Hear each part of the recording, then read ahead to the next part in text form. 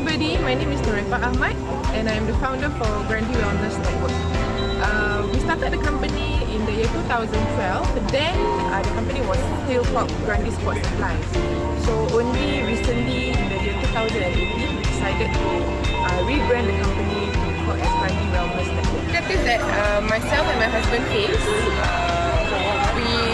it's like when we started out the company back then not many people know about us, so we need to keep sharing about what we do for others, which can be quite, sometimes they don't really see our vision that what we see.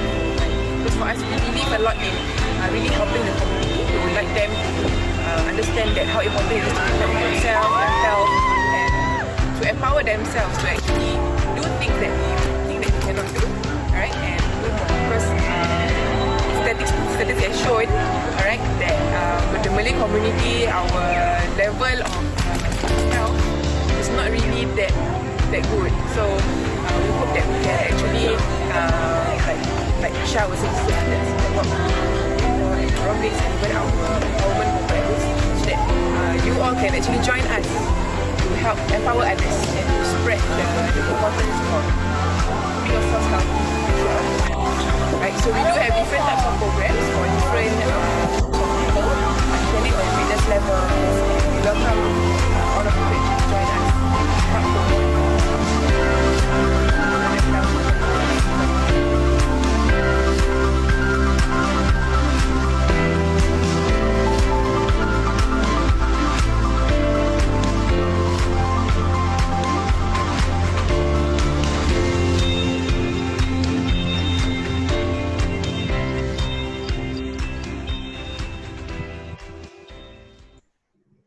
Alright, thank you so much. So that was just a short introduction video about what Grundy does.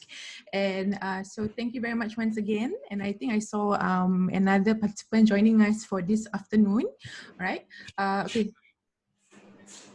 Donna, let me just off.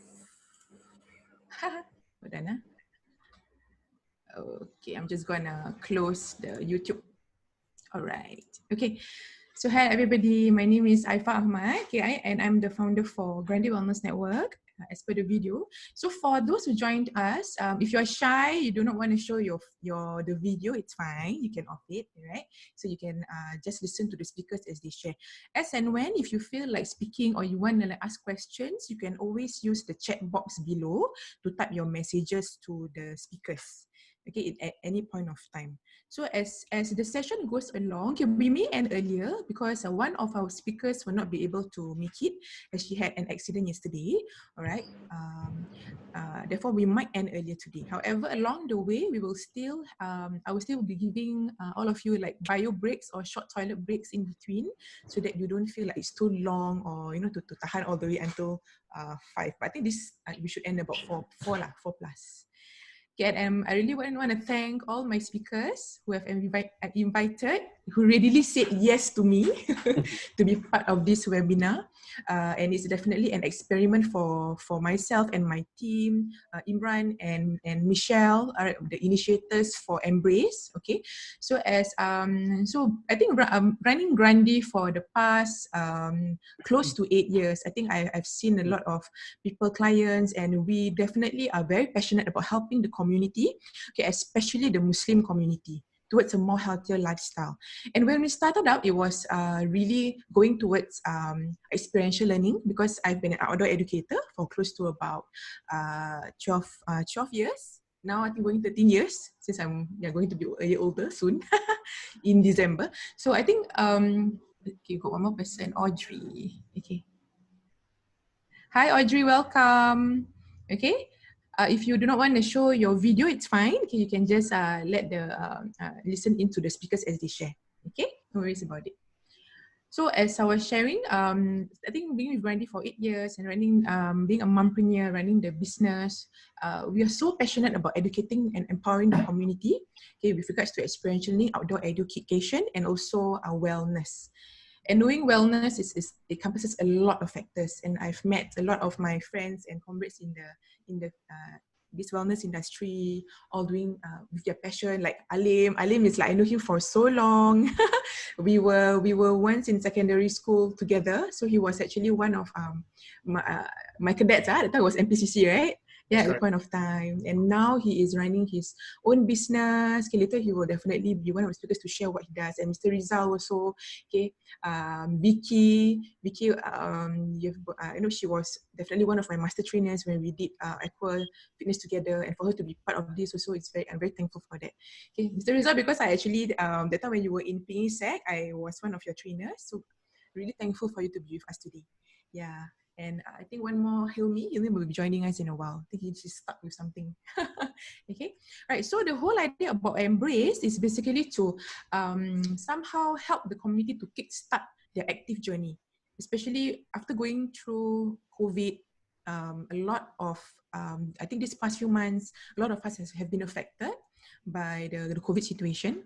So some of the people that I meet, they get, sometimes they don't know what to do in terms of either depressed or upset. They just know how to lead their life after that. And to really help them, there's so much that we want to talk about wellness, but I was telling the team, okay, let us just focus on, like a few months, we focus on the team. And that's why we wanted to focus more on physical wellness for this series. Because I think that's where we want to start, right? If we want to go healthy, how and where can we start?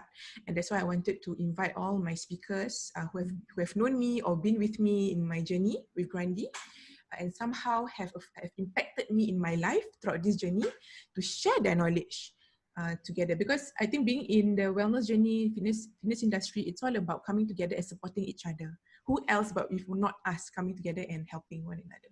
Because despite whatever that we are doing, definitely we will have our ups and downs, right?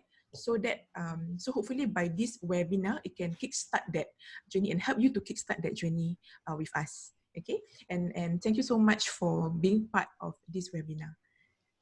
All right, so without further ado, I shall invite our very first keynote speaker, okay, Mr. Rizal. So I will get him to introduce more about himself, and he will proceed with his sharing for today. Okay, to you, Mr. Rizal. Okay, thank you, Aifa. Okay, I'll share my screen, okay? Sure. All right.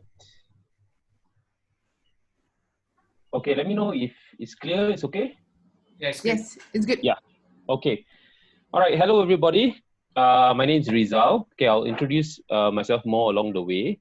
So basically, I'm the topic of my so-called part of the talk would be taking the first step as the first speaker.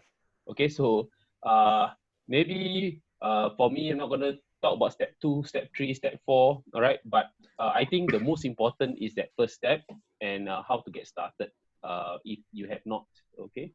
So firstly, I think we need to know what's the reason.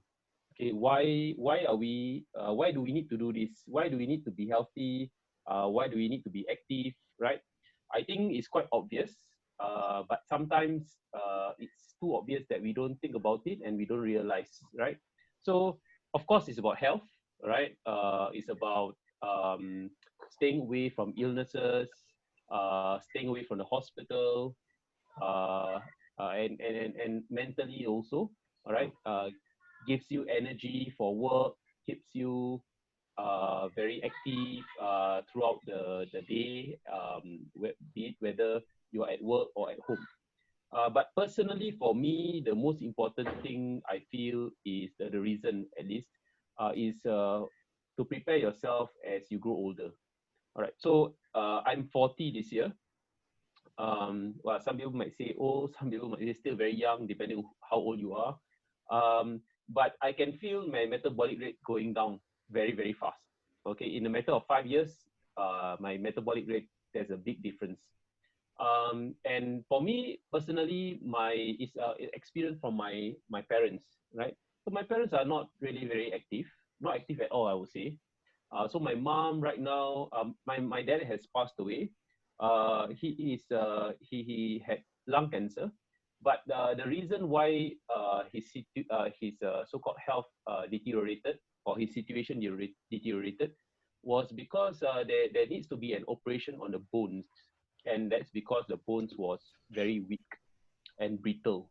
And that's because I feel that he didn't get enough exercise to strengthen his bones, bone density at least. Okay. My mom, on the other hand, is with me, staying with me, but she's suffering from multiple illnesses. Diabetes was the start of it all, went to heart disease, and now she has stroke. Right. Fortunately, she's still okay, able to talk, able to eat, and all that. Not too serious, but she's on a wheelchair. Um, so with that experience that I went through, I feel that it's very important for me with all the genetic hand down that I need to prepare myself, right? So I found a nice video to show the context of this all. Okay, again, if you can't see, I'm showing a website now in case you can't see. Oh, I realized that when I shared screen just now, I didn't tick the sound thing. How Aifa? Do I go back again? Okay, you try and click the share screen button again and click the thing. No, I play first. You Yeah. still got sound, huh? Got sound? Can. Good. Oh, We okay. can hear. Yeah.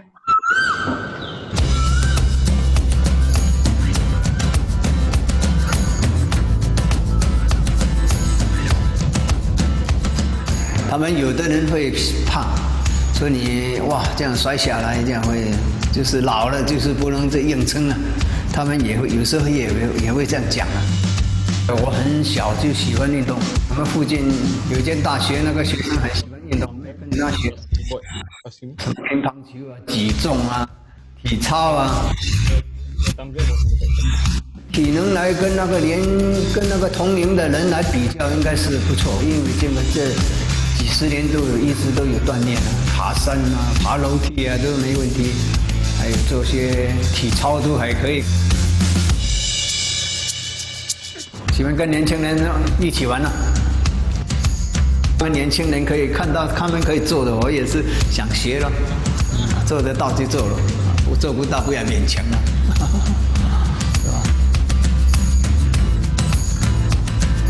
我们虽然是老了，但是我们一路来的那个锻炼的那种基础啊，也是可以啊。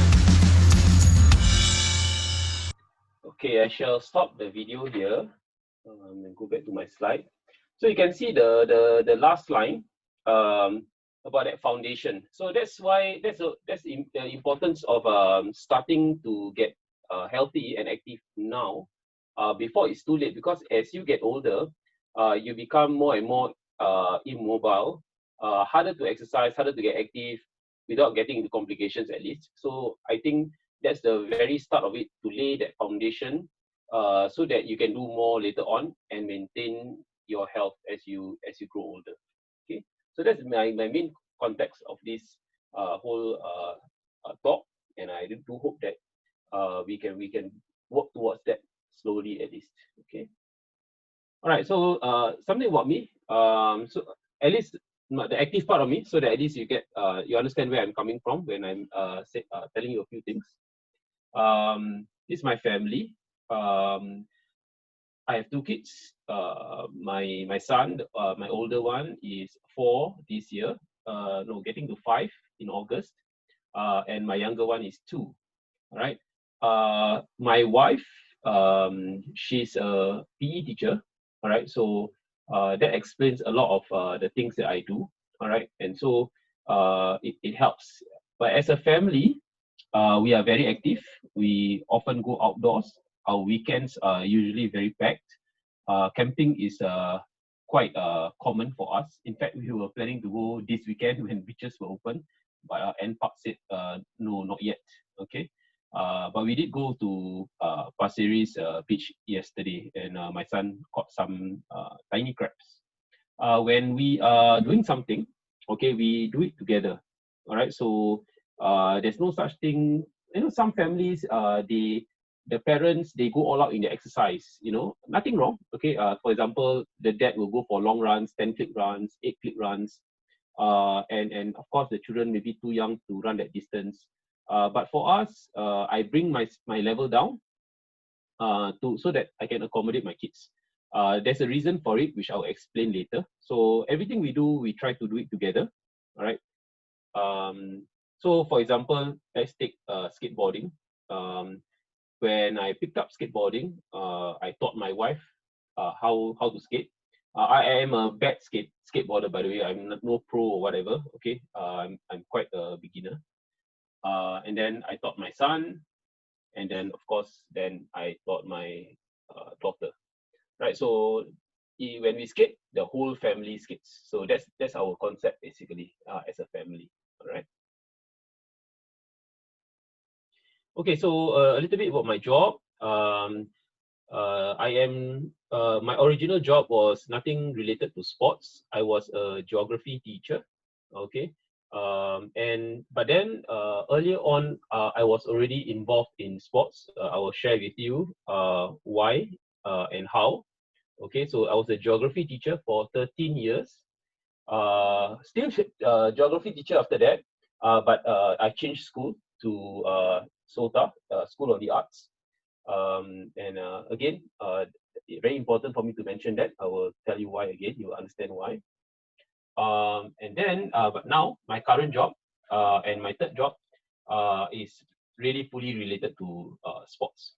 I'm a student development officer in sports and wellness in Singapore Poly. So that means that I'm not a coach, not a teacher. Basically, my job is to look into the development of students sports-wise. I look after the CCAs. I look at the development of the CCAs. I support the coaches. I help them with the facilities, and of course, teach the students character through sports. Yeah, so heavily involved in sports now. I have been heavily involved in sports myself, okay, as an individual. When I was younger, I played quite a few sports, serious sports, competitive sports for school, for club. Started out with softball and hockey, all right, and then went on to ultimate frisbee and floorball, okay, that was quite serious. And then after that, I was introduced to choke ball. Not sure whether many of you have heard of it, but at least now it's getting better. All right. In 2003, and then I set up the association in 2005. So it was choke ball was quite serious for me. All right. But I have occasional sports now, like skateboarding, rock climbing, and inline skating. Okay, my newest pursuit. Right. Okay, so I'm active in the local sports scene. So as I mentioned just now, I was the president, founder of the Football Association of Singapore. All right, for over 12 or 13 years. Okay, and before I stepped down, just got too busy. I was also the women's coach, the women's national team, as well as the youth girls team. All right, right from the beginning. Okay, that's my main team. Now, of course, some of the players have retired. And then when I stepped down, somebody approached me and asked whether I was willing to help in the Singapore Roller Sports Federation to look at skateboarding. Like I said again, I am no pro in skateboarding. I'm really very lousy actually. But then I had some information or knowledge on how to run an NSA. So I thought that maybe I could support and try to help, right?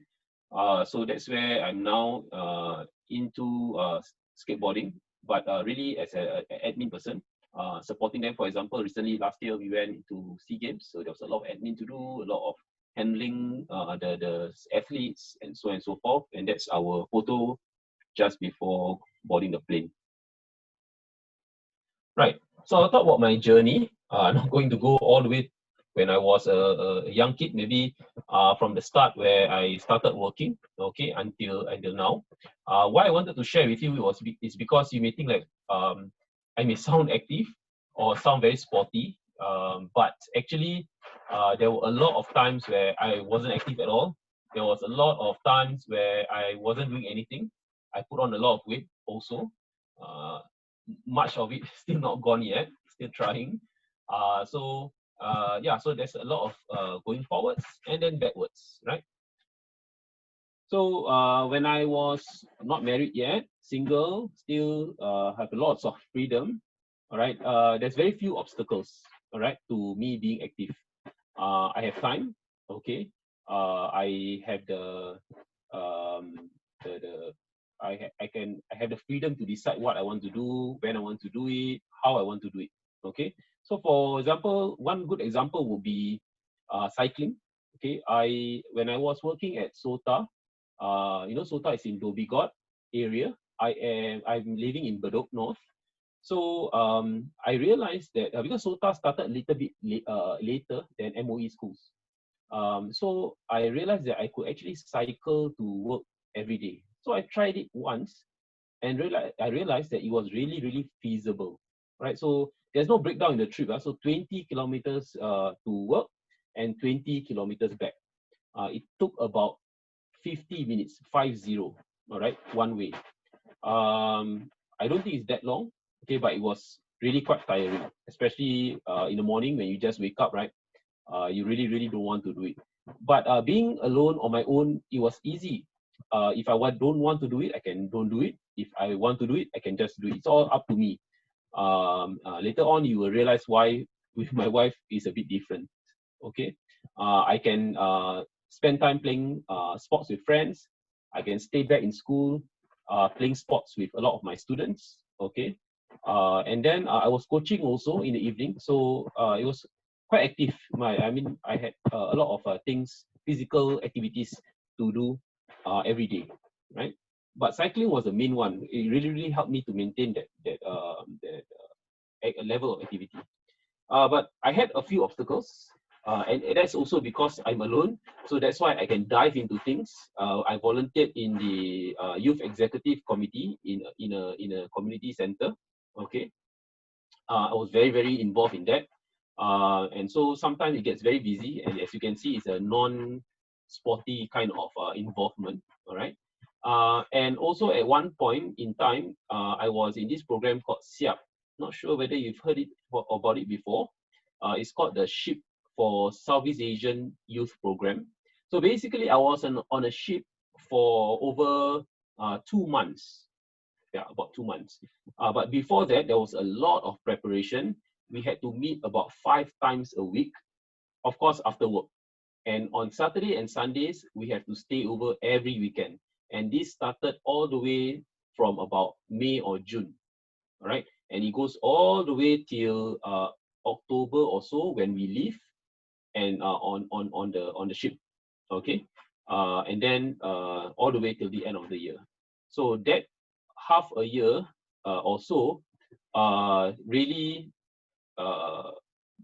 really shifted my whole schedule, my routine.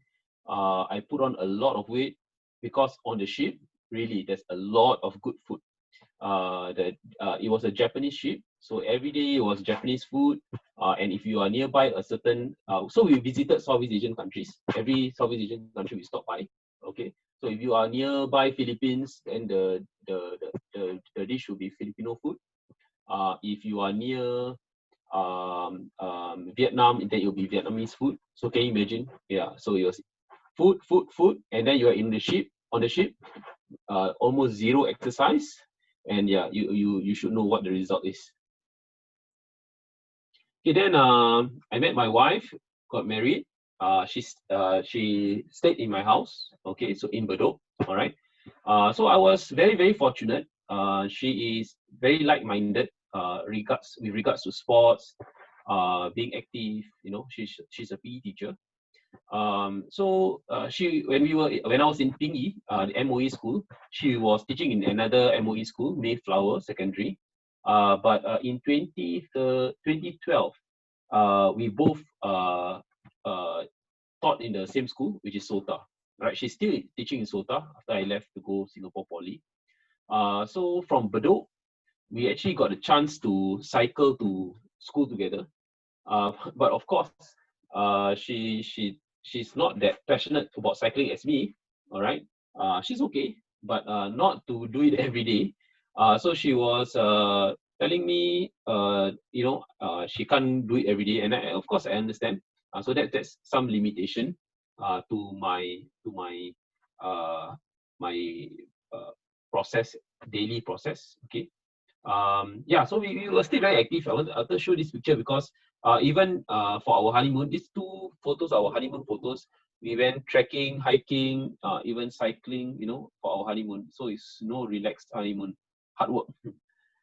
So that's a photo of our two bikes at Sota car park. So that's on the way to go home. So it was quite a nice ride, but we don't do that every day. Okay. So on those days that we don't, at least she's agreeable to cycle once in a while to the MRT where we park our bikes there. These are the cheaper bikes lah. So we park our bike there and then we take the MRT. Right. So it's not, so I have a car. All right. We do drive, but once in a while it's actually once in a while we drive. Most of the time we are on other modes of transport. Right. And when we do activities, we try to do the activities together. All right. Like as mentioned earlier. Okay. So so it's not just about my activities. If you think that it's just cycling, of course not. Her strength in rock climbing, table tennis. She's a very good table tennis player. So that's where she got me into sports like these two sports, right? I taught her what I know, skateboarding, right? And then there are some sports that both of us are familiar with, just basic ones, like just throwing and all that. So these are the things that we do together. Yeah.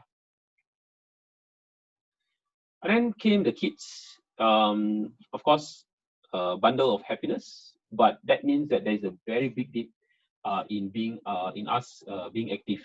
All right. So, but coincidentally, just nice, when my wife was pregnant, somehow I realized, so basically in December, or in November, I realized that I was putting on a bit of weight. And that's because I don't know, not so active anymore. Okay. And I think I can't recall exactly, but I think because she was pregnant already, so we really stopped quite a lot of our activities. And one day I decided to weigh myself using the school weighing machine in the gym. And I realized I was 90 plus, right? And I never thought that I would hit 90 even. I haven't weighed myself a long time. And all this while I imagined myself to be like 80, yeah, but I realized that I was 90 plus and I got a big shock. So I went into really hardcore kind of dieting, if you can call it that. Rather, I watch what I eat and go into very high intensity exercise. And I managed to drop my weight quite fast, as you can see, 84 in like 1 month, and then another 4 kg in another month, and another 3 or so kg in the next month.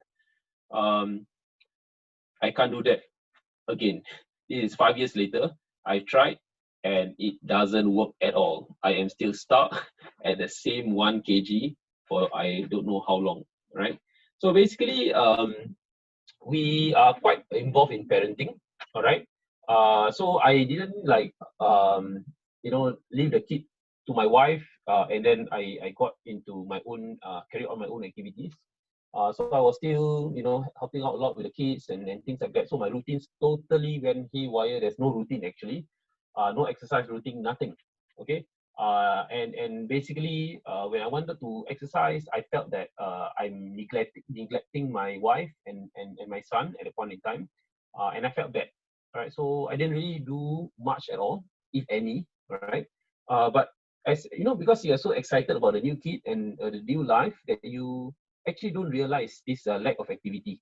Slowly, it just dwindles and goes down all the way to 0. Right. So there came a turning point. My son was still young at that point in time, so we decided that, hey, why not we start going overseas, start going for holidays. So that, okay, adventurous, let's go. So we went Sydney, all right. I saw a girl skating in a skate park in Bondi Beach in Sydney, right? I never thought about it, but suddenly a few things hit me when I saw that girl. So that girl was quite young, maybe 4 or 5 years old, I think. I realized that actually if the kid can teach herself to skate, or maybe with a parent or somebody, but a kid at 4 or 5 can learn skating like that, she was quite good. I realized I can actually teach myself something new, especially skateboarding, something that I don't know at all.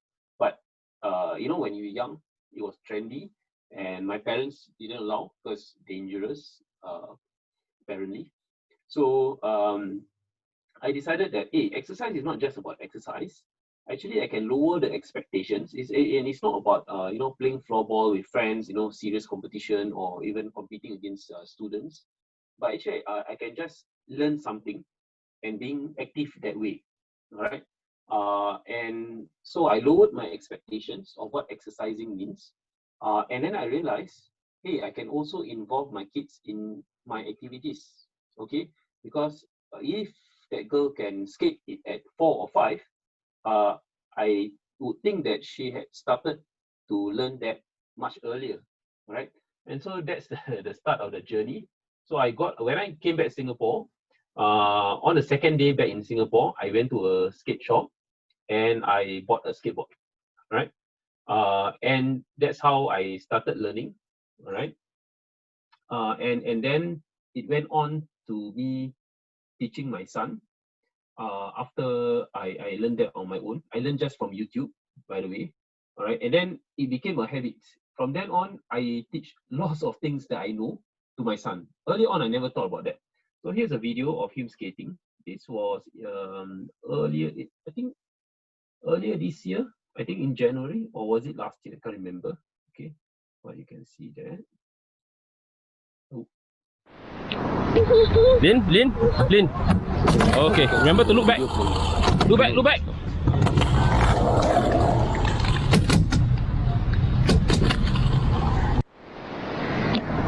Back foot, apple.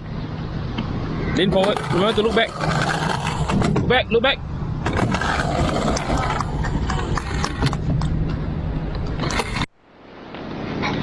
Okay, lean forward. Very good.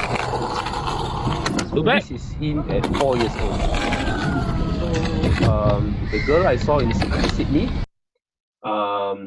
he's about to reach her level. She was better than him, I would say. Okay. But that became my principle, or rather my operational mood.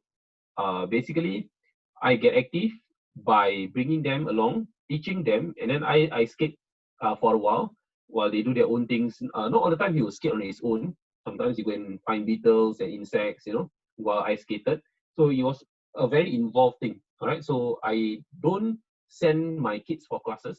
I'm not saying that I'm against it, but by sending the kids for classes, I myself don't get to be involved. You know, I have to sit by the side, watch him, watch what he's learning, being taught by the coach. So for me, I get involved. So I get moving also. And at the same time, I also skate together with him. So that became what we do. And that's my daughter. Look at mommy. This, I think she wasn't even 2 yet. Listen, 1, 2, go. Yay! Okay, no down. Video, right? 1, 2, 3, go. Whoa.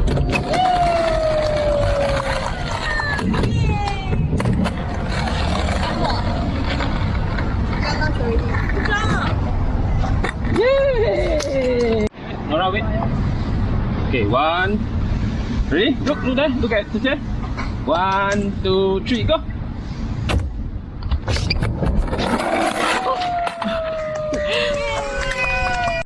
Video, ah. Ready? Ready for you? 1, 2, 3. Okay. Let's go to the next slide. Okay, so it's not just about skateboarding, other sports also. Just show a quick one. Let's go fast, ball will go fast. Okay, ready? Eyes on the ball, don't look away, go.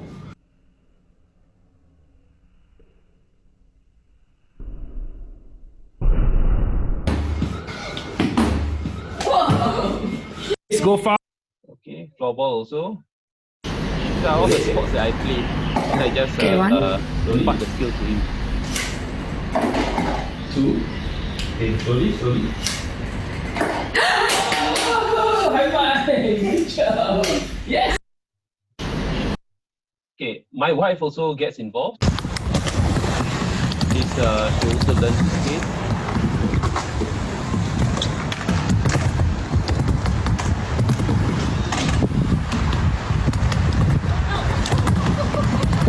That's the reason why I'm bringing this later on as part of what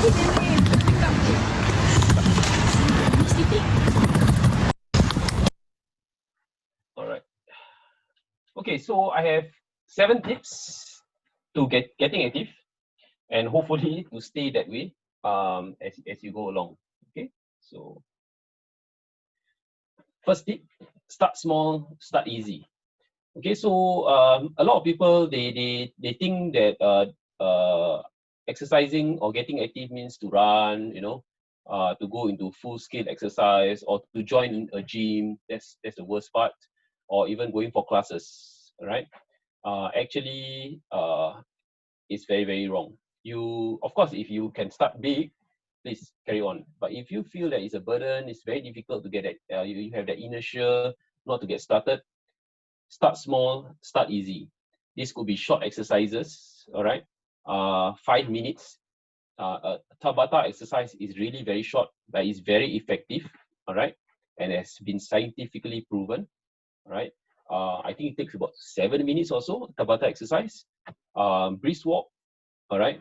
Don't need to go far, all right? If you can go for a short run, that would be good also. Or even yoga, something very simple, something not too strenuous, all right? Where can you start? We are all very lucky now that we have YouTube. There's lots and lots of exercises on YouTube. But not only that, there's a lot of apps also, a lot of free apps. You don't even need to pay, right? So I myself use quite a few free apps like Nike. I think they released free one during this lockdown and circuit breaker. All right, and so yeah, so there's lots and lots of resources for you to start easy. My next tip, number 2, to go with a friend or to go with your spouse or to go with someone. Okay, it's much easier. So this is a photo of my ex-colleagues from SOTA. We just before, or rather just when circuit breaker started, I also was a bit difficult to start exercising because we were at home and all that. So I intentionally asked my ex-colleagues, like, hey, do you want to, get into exercise like maybe twice weekly? Then we can do exercises together over Zoom. And yeah, they said okay. So that's how we got started. So every Tuesday and Thursday during the circuit breaker period, we went, we did some exercise, and different people led the exercise. So it's a bit more fun. It forces you. Some Thursdays you are tired, but like you have to go on because everybody's waiting. Like, hey, let's go, and so on and so forth. Sometimes it's easier for you to tell another person. So for me, tell my wife. Okay, like for example, tomorrow morning I'm going to run. I know that when I wake up, it's going to be very, very tough for me to really run. In the day, afternoon or evening, you feel fresh. You're like, no problem, man. Let's go run tomorrow. But when you just wake up, it's going to be tough. All right. So I will tell my wife, I'm going to run tomorrow morning. Then if I don't go run, my wife is like, hey, I thought you're going running. Why are you not going running? Not that she's forcing me, but I feel like, oh yeah, man. I already tell someone. I already told her I want to run. Then you cannot. Maybe you skip once in a while, but after a while, when you tell someone, you have to do it. All right, or you can tell someone that I'm going to start getting active, or I'm going to start go for a run. Somebody will going to ask, say, have you gone for a run yet? And so on. So that's like peer pressure, basically. Positive peer pressure, at least. All right, tip number 3. I think to me is quite useful. Have a plan. And so many people have a goal. I want to lose 10 kg.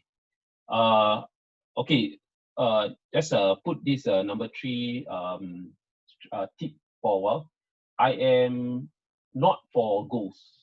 Okay, yes, certain things when you want to do work or whatever, yes, you need to have a goal. But for exercising, it's quite dangerous to have a goal. Let me share you my personal experience at least. If you find you don't agree with me, it's fine. Because my goal, when you know the picture I showed you about the different weights that I have, the one that I lost weight quite fast, I had a goal of reaching 75 kg, right, which I did. But once I reached 75, I realized I reached my goal, and then the question of now what? So I was quite lazy. I was quite relaxed because goal reached, you know. But of course, it's not there's no end point when it comes to exercise. Okay, so for me, I rather have a plan, a short-term plan or long-term plan. Okay, much easier, of course, short-term plan. So work around your schedule. So I show you this photo because you can see my 2 kids at the back there. It's very hard for my wife and I to exercise together now because who's going to take care of the kids? And they are very, very active, especially my son. So we decided to take part in this free yoga session by Decathlon. I think they're still holding it now. Why free? Because we never know whether we can go for it or not. As you can see, maybe not too clear, but my son is sleeping, and so is my daughter, just nice. And it's because it's during their nap time. We know their nap time, and we took up a class during that nap time, but it's no guarantee that they will nap at that point in time. Sometimes they don't, you know. So if we pay for a class, yoga class, let's say, that's going to be a wasted, I mean, it's going to be a waste lah. So that's why we go for that extra. So you see, work around your schedule, work around your constraints.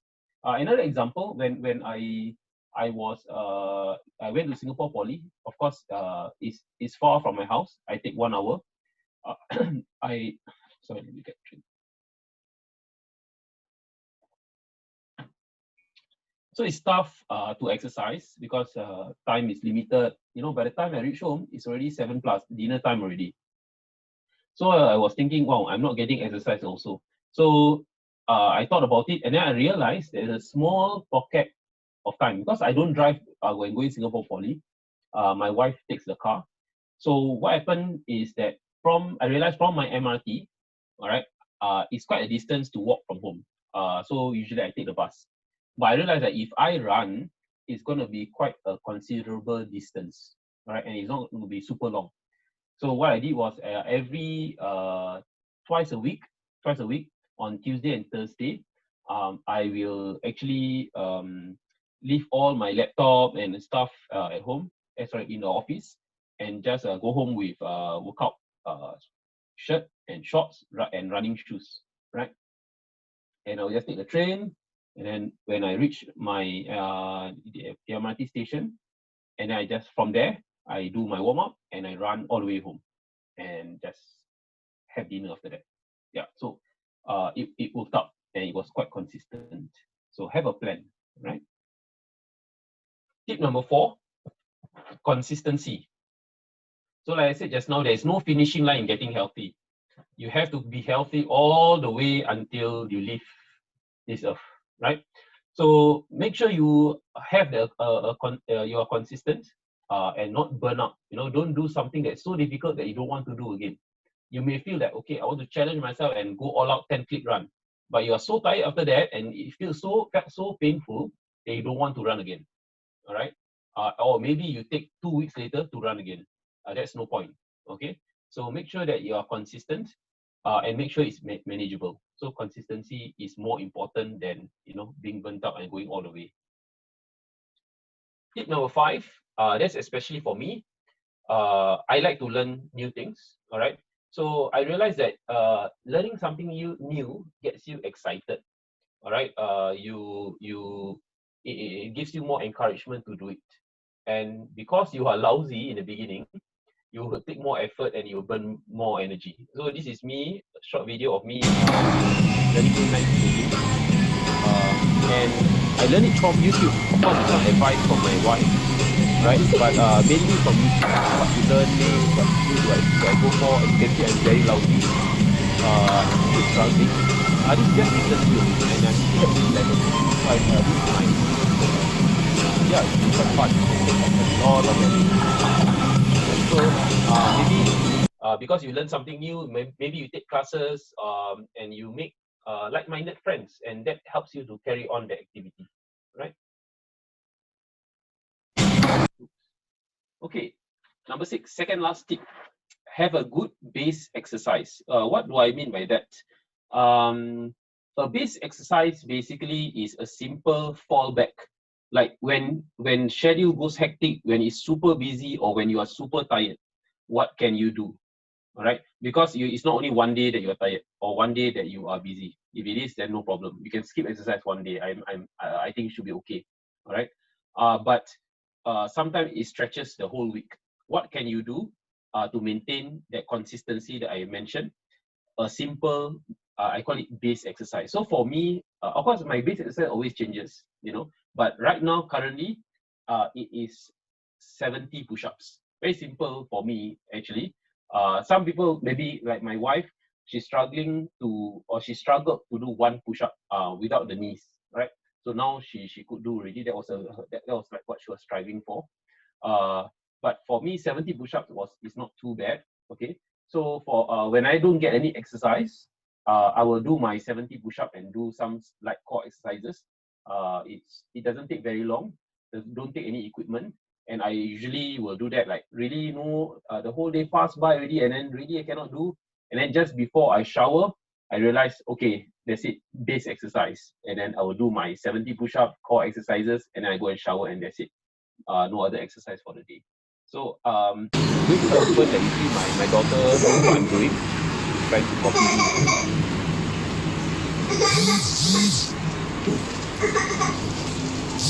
Okay, and now moving on to the last tip. Okay, so exercise is a process, it's not a destination. So I'm talking about two ways here. The exercise itself is not an end goal, okay, like that you can achieve something out of the exercise. So it is a process. Also, it can be a process when you physically have to go somewhere. Okay, so for example, if you want to, okay, I take example of my family at least. So sometimes my son likes to look for insects, some lizards or frogs or whatever. And so we do a walk, walk through Botanic Gardens or E.M.B.R.A.C.E. In fact, later we are hoping to go E.M.B.R.A.C.E. To go and look for beetles and monkeys. Right? So that process of walking is the activity that I get. But actually, we are not going for the walk. What's more important is the monkey and the beetle. Right? Same for cycling also. Sometimes we want to cycle towards a point. We wanted to go to, let's say, Pasir Ris to actually have a picnic. So the destination is a picnic. But picnic is actually loading food. But on the way there, we cycle to that picnic point. That is our exercise. So the exercise could be a process. It's not always a destination, right? Okay, so, and that's it. Thank you for listening to me for the last 40 minutes or so. All right. I'm free for any questions. Wow, not bad, Mr. Rizal. You keep to your time. Yes. You were so worried you were early. That's why. Good. Okay, any questions you guys can put at the comment. If you are shy to actually talk, like show your video, it's fine. Okay. Okay, if not, then I have an opinion or a question for Mr. Rizal. Mr. Rizal, do you think that housework, is it part of exercise in your point of view? Okay, I don't know where you are leaning towards, but I unfortunately I don't agree because of my own experience. Because my mom, when she was healthy, I did tell her that, hey, you should exercise, because you are putting on weight, and I see you eat a lot of rice, white rice, At that point she hasn't gotten diabetes or even not diagnosed with anything, but I could see that something is not going very right lah. So I told her to exercise. Every time she say, exercise, you think I do housework already, you think housework not enough, is it? Very tiring. I would say housework is very tiring. But I don't know, because it depends on how you move and how you do your housework. You know, sometimes it's tired just by standing at a point, cleaning the windows, maybe, I don't know.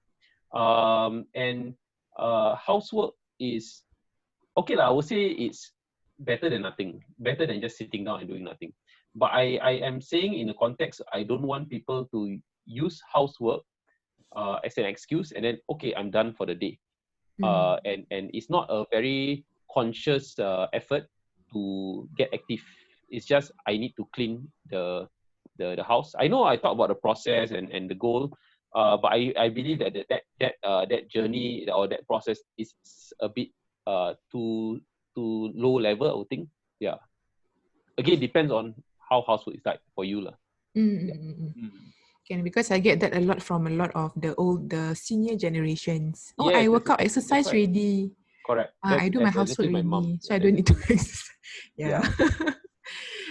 So hopefully that gives another perspective lah when we're talking to the older generations. Because like when I'm organizing my runs, I think Vicky actually went for one of the runs that I was organizing dekat Punggol, kan? Okay. Yeah. So some of them, the assumption is like, oh, running it's hard. Yes. I say, oh, alamak, my joints lah.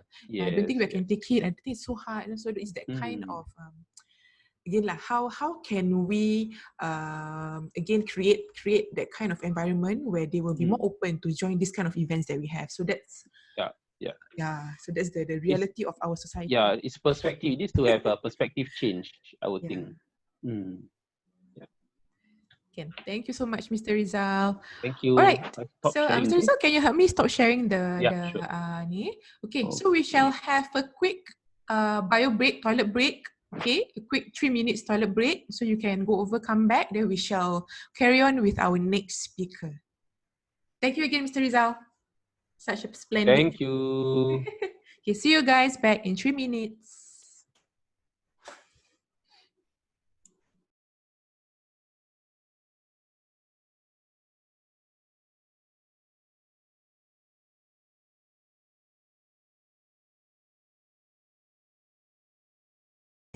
Right. Okay. So I will be inviting my next guest. Who we are going into our breakout session. Okay. So for the first this breakout session, each speaker will get about 30 minutes to actually share about their topic. All right. So I would like to welcome Alim Hussein, our very first speaker for the breakout session. Okay, and his topic is how do you overcome fear of judgment. All right, Alim. So I will get you to introduce yourself, and the session is yours.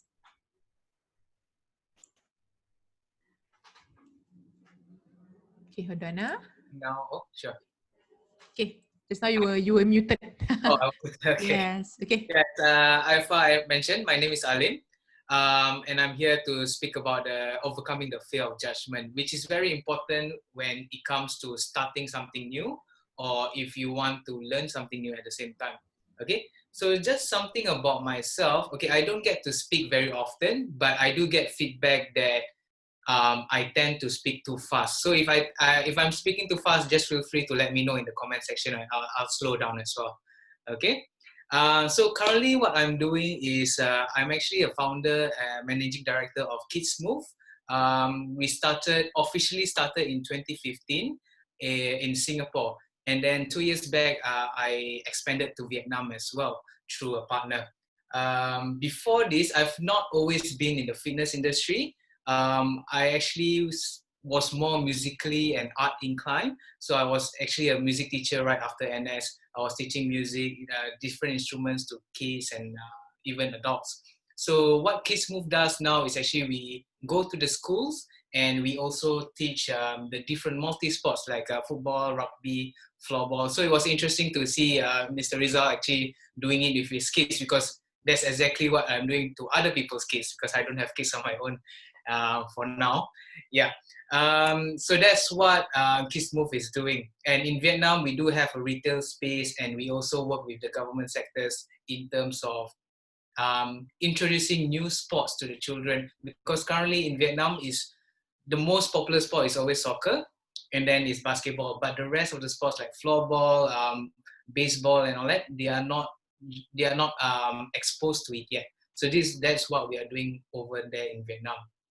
Okay, so how I started my fitness journey is because I've not always been how I am now. My heaviest was actually around 120 kilos, because I remember the last time I measured myself, I was 115, and then I actually got bigger after that, because I was working throughout my childhood, I was always on the heavier side.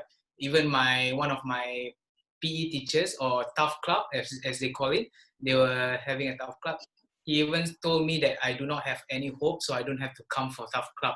So that was, when I was younger, at that time I was happy to hear, so because I don't need to, exercise or anything like that. But it's still instilled into me that, this is what someone said about me, and it still affected me until now, right? So I was always on the heavier side. It blew up when I was in Polytechnic, because I was working in Pizza Hut. So every day is pizza, pasta, and all those things, because the food is free. So it's every day is eating the same thing. So that's when I went to my heaviest. So why did I start a fitness journey is basically the first thing is NS. I was afraid of NS. I was afraid that I couldn't run. I couldn't, we hear stories of people fainting during runs and all that. So I was afraid of that. So that's when I started running every day.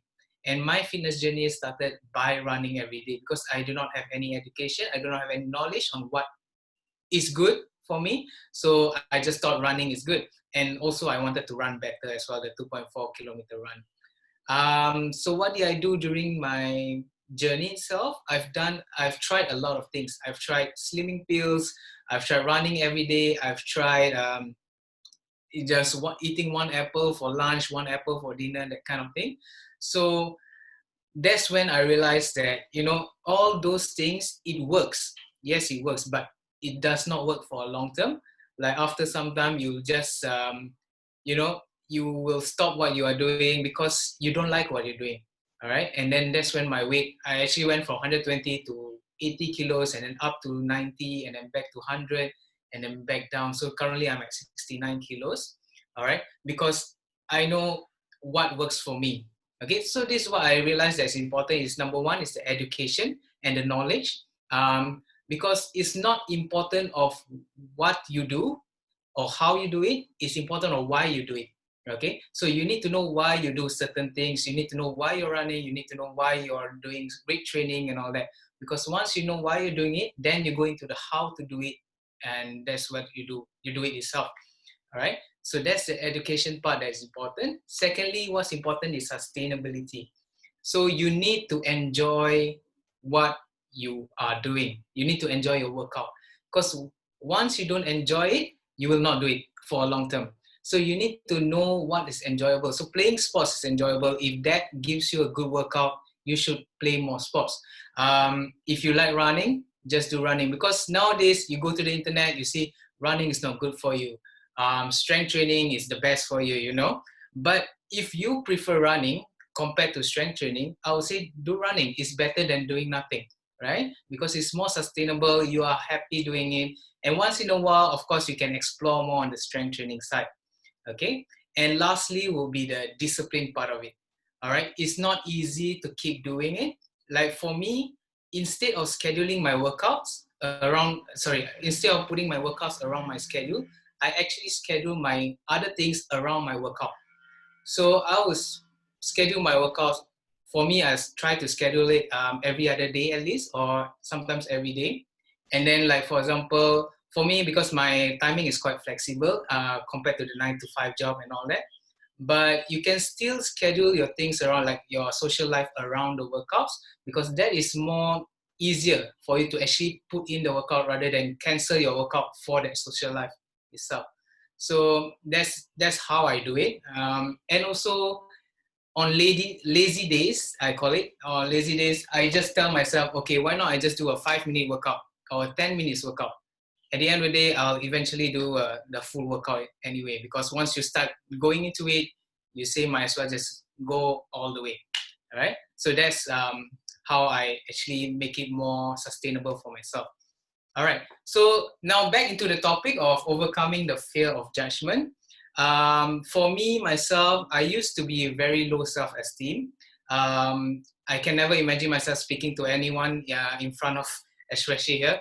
And also, but it's mainly due to my weight, because when you were young, when I was younger, I was being on the heavier side, right? So I was always bullied. All right. People were always making fun of me, and as a child, you just laugh it off. You just say, it's just a joke and all that. But when you go home, you still feel affected about it. Yeah, as a child, you don't really, you don't really let what people say to you affect you outside. But once you go home, you think about it and all that. Yeah, so that affected my self-esteem. But also that is because I have that fear of judgment when I was younger, because I don't want people to think that, like when I started running, people will say, oh, now that he wants to start running. That's the judgment that I feel that people are putting onto me. All right, so I have four tips on how you can actually get over this fear. The four main tips. So number one, the most important thing is you need to know that no one remembers anything. That's one thing. So for example, do you remember what you posted on Instagram for 2 weeks ago? Or what you posted on your Instagram stories 1 week, or even three days ago? Do you remember what you posted? Most of us don't. So you don't have to worry about other people thinking about what you're doing today, because tomorrow they will just forget about it. All right. So that's one way that I tell myself, to actually just do what I want, as long as I know it's right. Do what I want to, and also not to worry about the judgment of other people. All right. Secondly is to resist letting others define you. All right. It's also because there's one thing for sure is that you cannot stop others from judging you. If they want to judge you, they will judge you. All right. So you can just put the feelings aside. All right. Do what you think is right. And at the end of the day, they will forget anyway, and then you will not think about it anyway. All right. So especially in the gym, when you go to the gym, a lot of the newcomers, I would say, they are afraid of what other people are thinking about them. All right. So for me, what I see is that people normally focus on themselves during the gym. They are not looking at other people during the gym when they are working out and all that. Especially, I mean, those who are actually looking at other people, they are not really working out, right? So you don't really have to worry about that. Okay. So because as long as you're doing the right thing, you feel that you're doing the right thing, that's the education part. So you're doing the right thing, so you don't have to worry. Okay. So that's so don't worry about how other people are thinking, because normally they are focused more on themselves. All right. Okay. And the third thing is you have to check your own judgments. Okay. So ask yourself, are you judging someone else as well, or are you judging other people as well?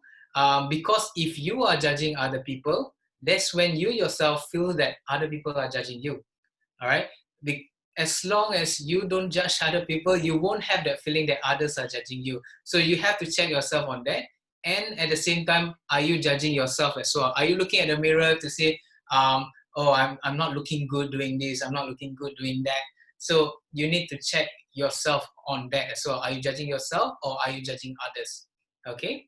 I think that's one of the main things that is important in terms of the fear of judgment, because as long as you're judging yourself, as long as you are judging others, you will always have the feeling that others are judging you.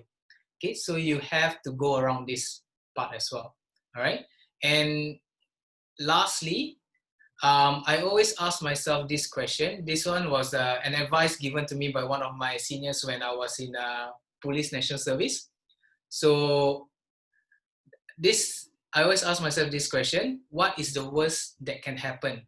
So for example, like if you have to go up on stage, if you have to go to the gym for the first time, as a new member or something like that, so you don't know anyone in the gym. So if you ask yourself what's the worst that can happen, usually is nothing serious. Usually it's something that you can brush off and all that. So you can just go through with emotion and all that. So that's how I will go by to, you know, overcome the fear of judgment as a whole.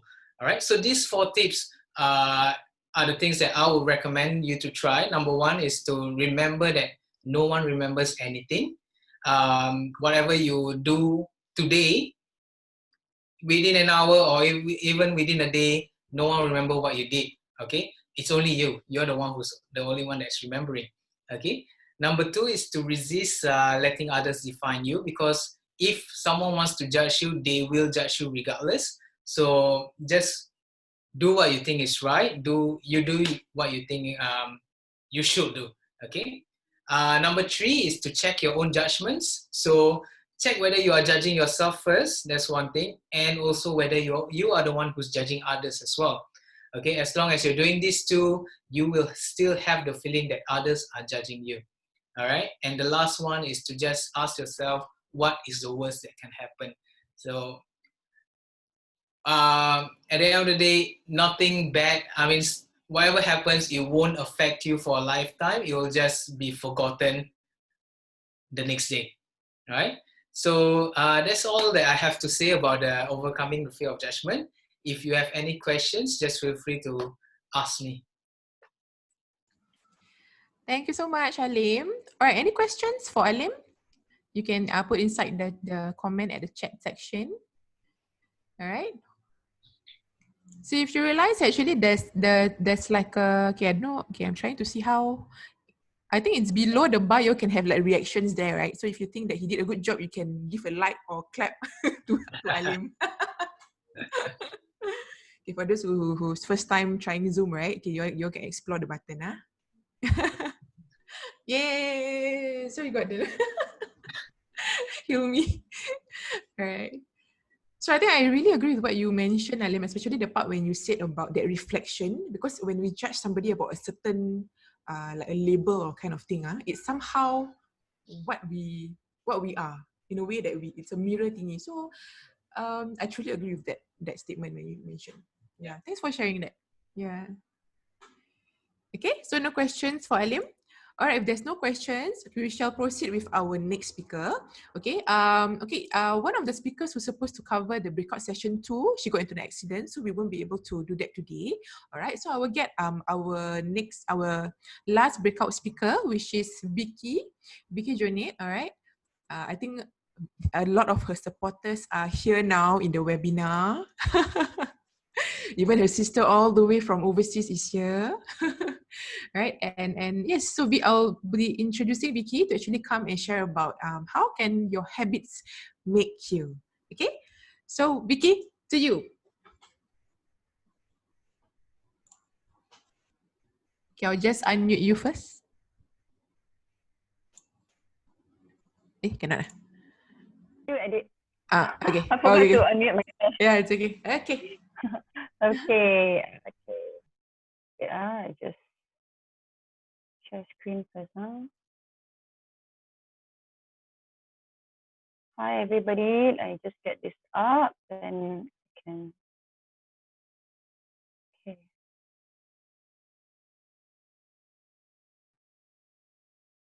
Okay. All right. Hi everybody. My name is Vicky. I'm the founder of E.M.B.R.A.C.E Fitness. I set up this company in 2017, but I've been a trainer all my life. I started when I was 17. So I'm 44 by now, but just in case. So as far as I know, when I was listening to Rizal and Alim, I've been an athlete all my life. People used to say, I came out of my mom's womb and I ran. Before I walk, I run. So, but it's kind of true. I've always enjoyed fitness. I was a school athlete since I was 10, representing school in sprinting, hurdling, and so on. So I always knew that I wanted to be a trainer. One thing I realized that about fitness and exercise is it came naturally to me. I never need to push myself to exercise. I never need to force myself to eat healthy. all that just came pretty easy for me. But as when I started training at 18, that's when I started to work in a gym and met many clients. And then I realized that, hey, not everybody is like me. I mean, I was 18 and straight away into a gym. You realize that why is everybody like, forcing themselves to exercise, like dragging, even in class, they sign up for an aerobic class, but they don't push themselves as how I motivate them. So just to share a bit about that. So my topic today is about habits and so how your habits make you.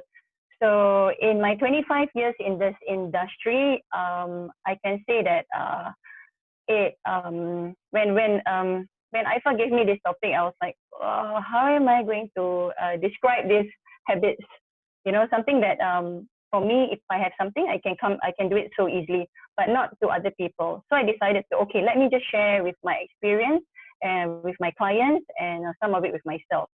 So for the first slide, I decided to put like 3 top habits that I do right now. Okay, so since the habits we're talking about fitness, I'll just pertain this whole habit thing about fitness, not about life skills. Okay, so I decided to put breakfast, running, and water. So 3 out of these 3 slides, 2 slides is something that didn't come naturally for me, even as someone who's been exercising and in the fitness industry for over 20 years.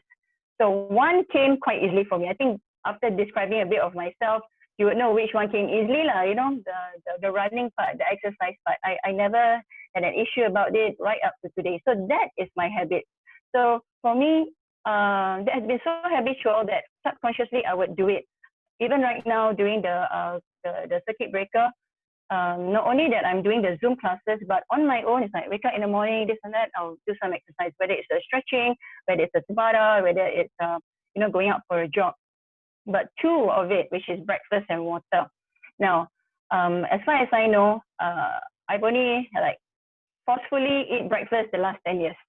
Okay, but before that, I never enjoyed it at all. I don't even think that it's necessary, even though I was taught that breakfast is the most important meal of the day.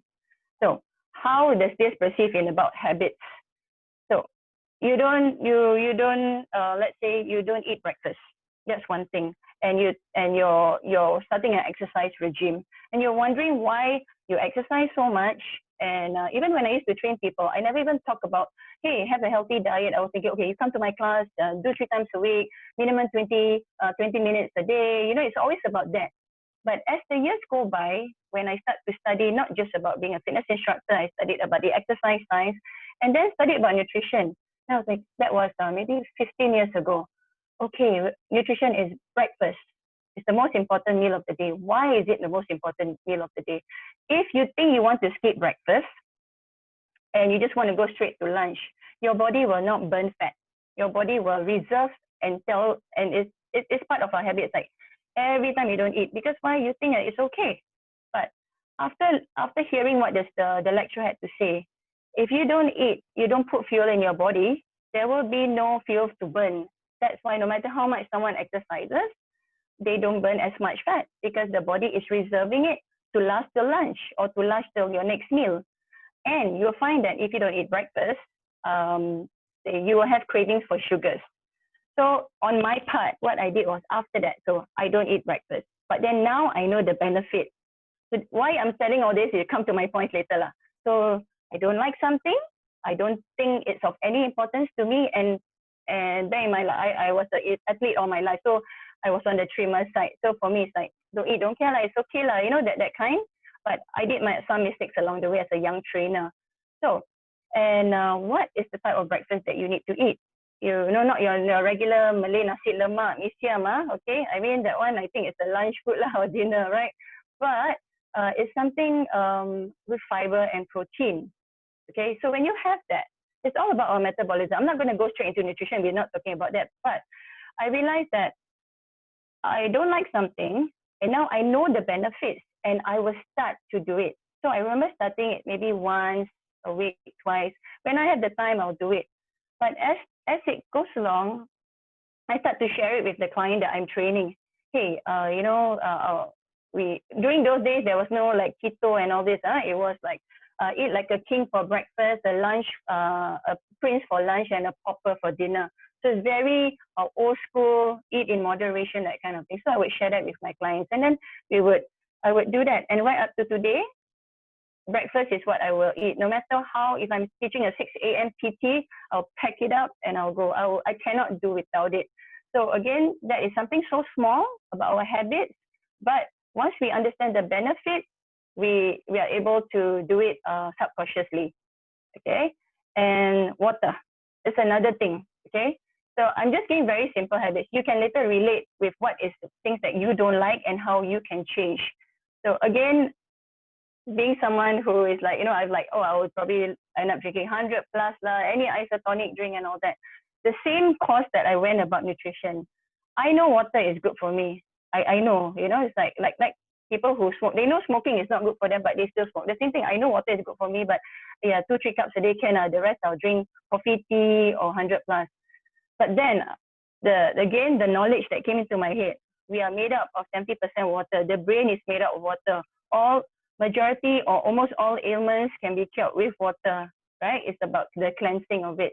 You don't even have to add any, all this alkaline, or it's just plain water.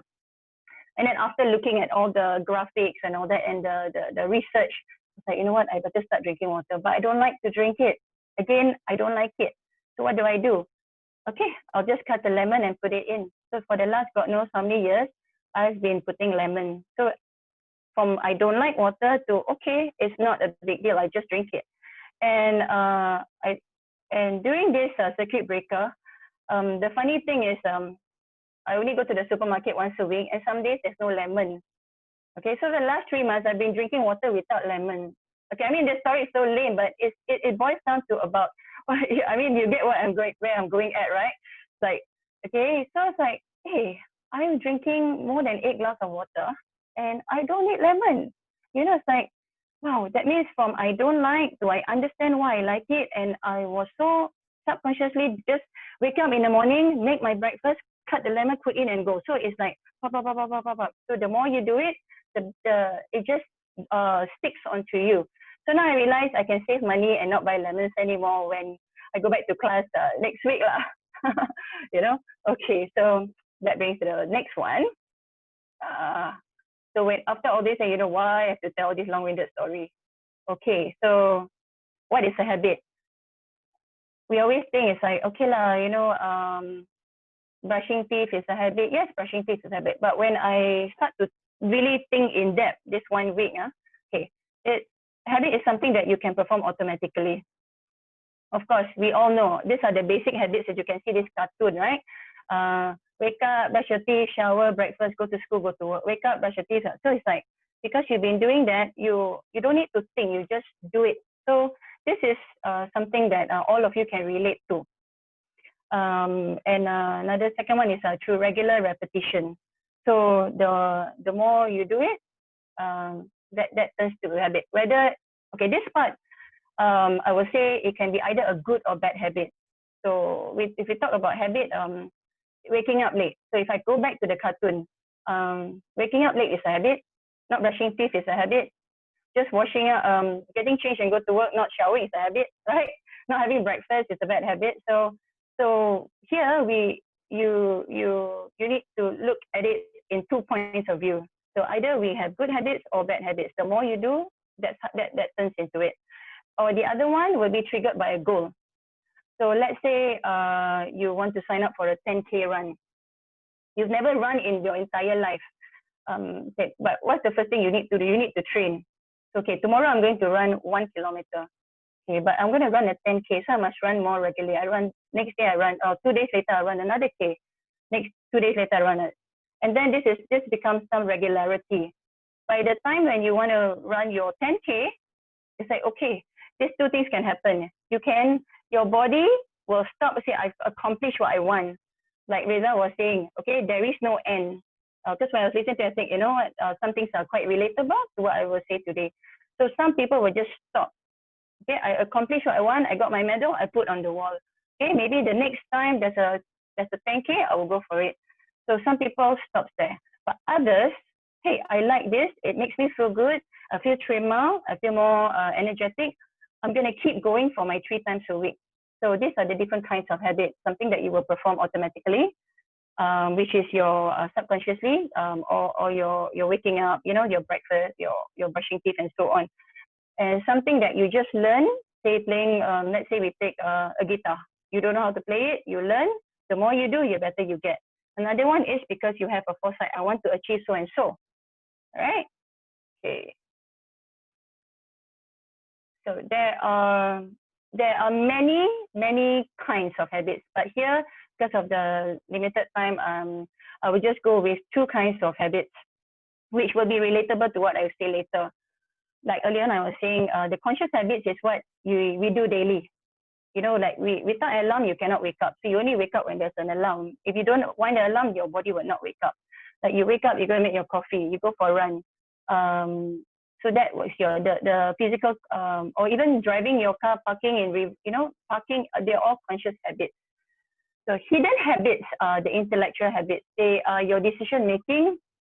For example, we don't even think about this as habits, right? Okay, but let's say I have an issue here. There's 2 ways to think of it. Whichever the problem is, some people would think like, they think abruptly, okay, this is what I would do. They probably don't even think. So their mind, subconsciously, that is how their habit is. Okay, and then you have another one is I would think from A to Z before I do something. So which one is you? Okay, and if you think thinking abruptly does not cause any issues in your daily, then that's fine. But why I compare with both is because when we're talking about fitness, if we make very short decisions and not think about how our health in future, then that's going to be quite detrimental. So mentally, our habit, we don't realize that, but we need to change that. Now, the second one is how you respond. There's many. I just chose 3 things that I want to talk about. How to respond to criticism. Again, when I was listening to Alim, I was thinking everything, we are quite related in some way or other. It's either you have A and B. Your brain, right? When someone says something or comment something on Facebook or comment about your size or whatsoever, you either go in one here, come out one here, because the brain say which habit you want. You want to take the one that is positive, go in, come out, or you want to like harm on it and like, the person say I don't look good in this picture. Oh, the person there, or this or that, or something negative. You either take it constructively, go in one year, come out one year, or you better yourself with that criticism, or you just feel down the rest of the day, which by next week, maybe they will forget, right? So those are things that intellectually in your mind becomes a habit. And if you don't change it, it will make you negative, you'll be more demoralized, and that is something that we need to look into it, okay? Another one is contemplation. I put these 3 based on the clients that I've trained all my fitness life lah.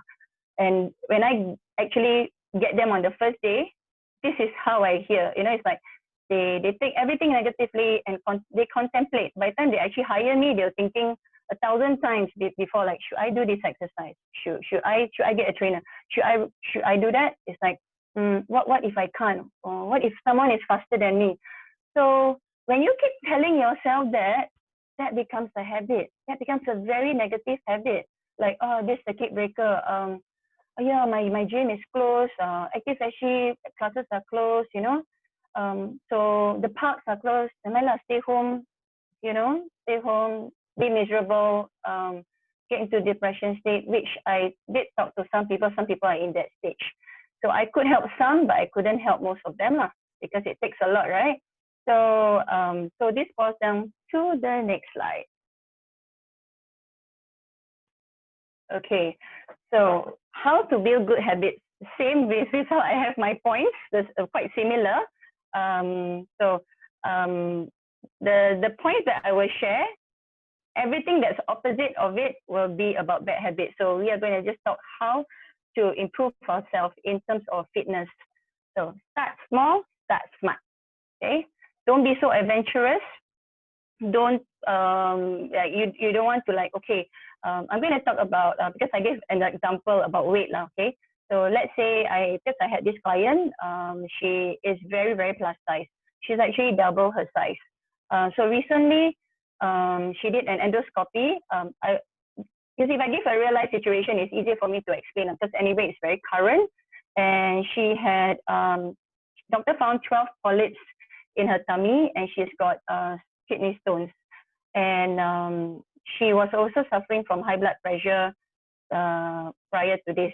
But for so long, I really couldn't get, the most I could get her to do was stretching and simple toning. She didn't want to do anything more than that because she's fine, you know, despite double her size, like double of me lah.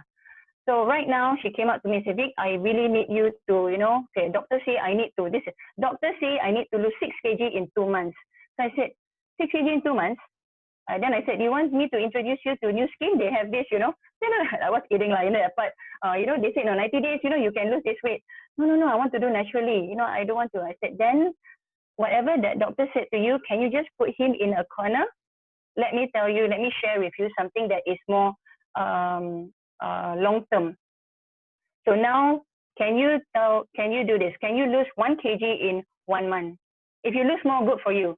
Okay, so you need to be specific. So I write down for her, okay, be specific. So whatever thing that you want to do, okay, the same things you follow, specific. 1 kg in 1 month, so that when you actually achieve it, it's realistic, and you won't get into a relapse if you don't achieve it. And if you watch your diet, you do your exercise with me, you'll be fine. Then we go to the M, measurable. Are you able to what do you call that? You have to see your progress.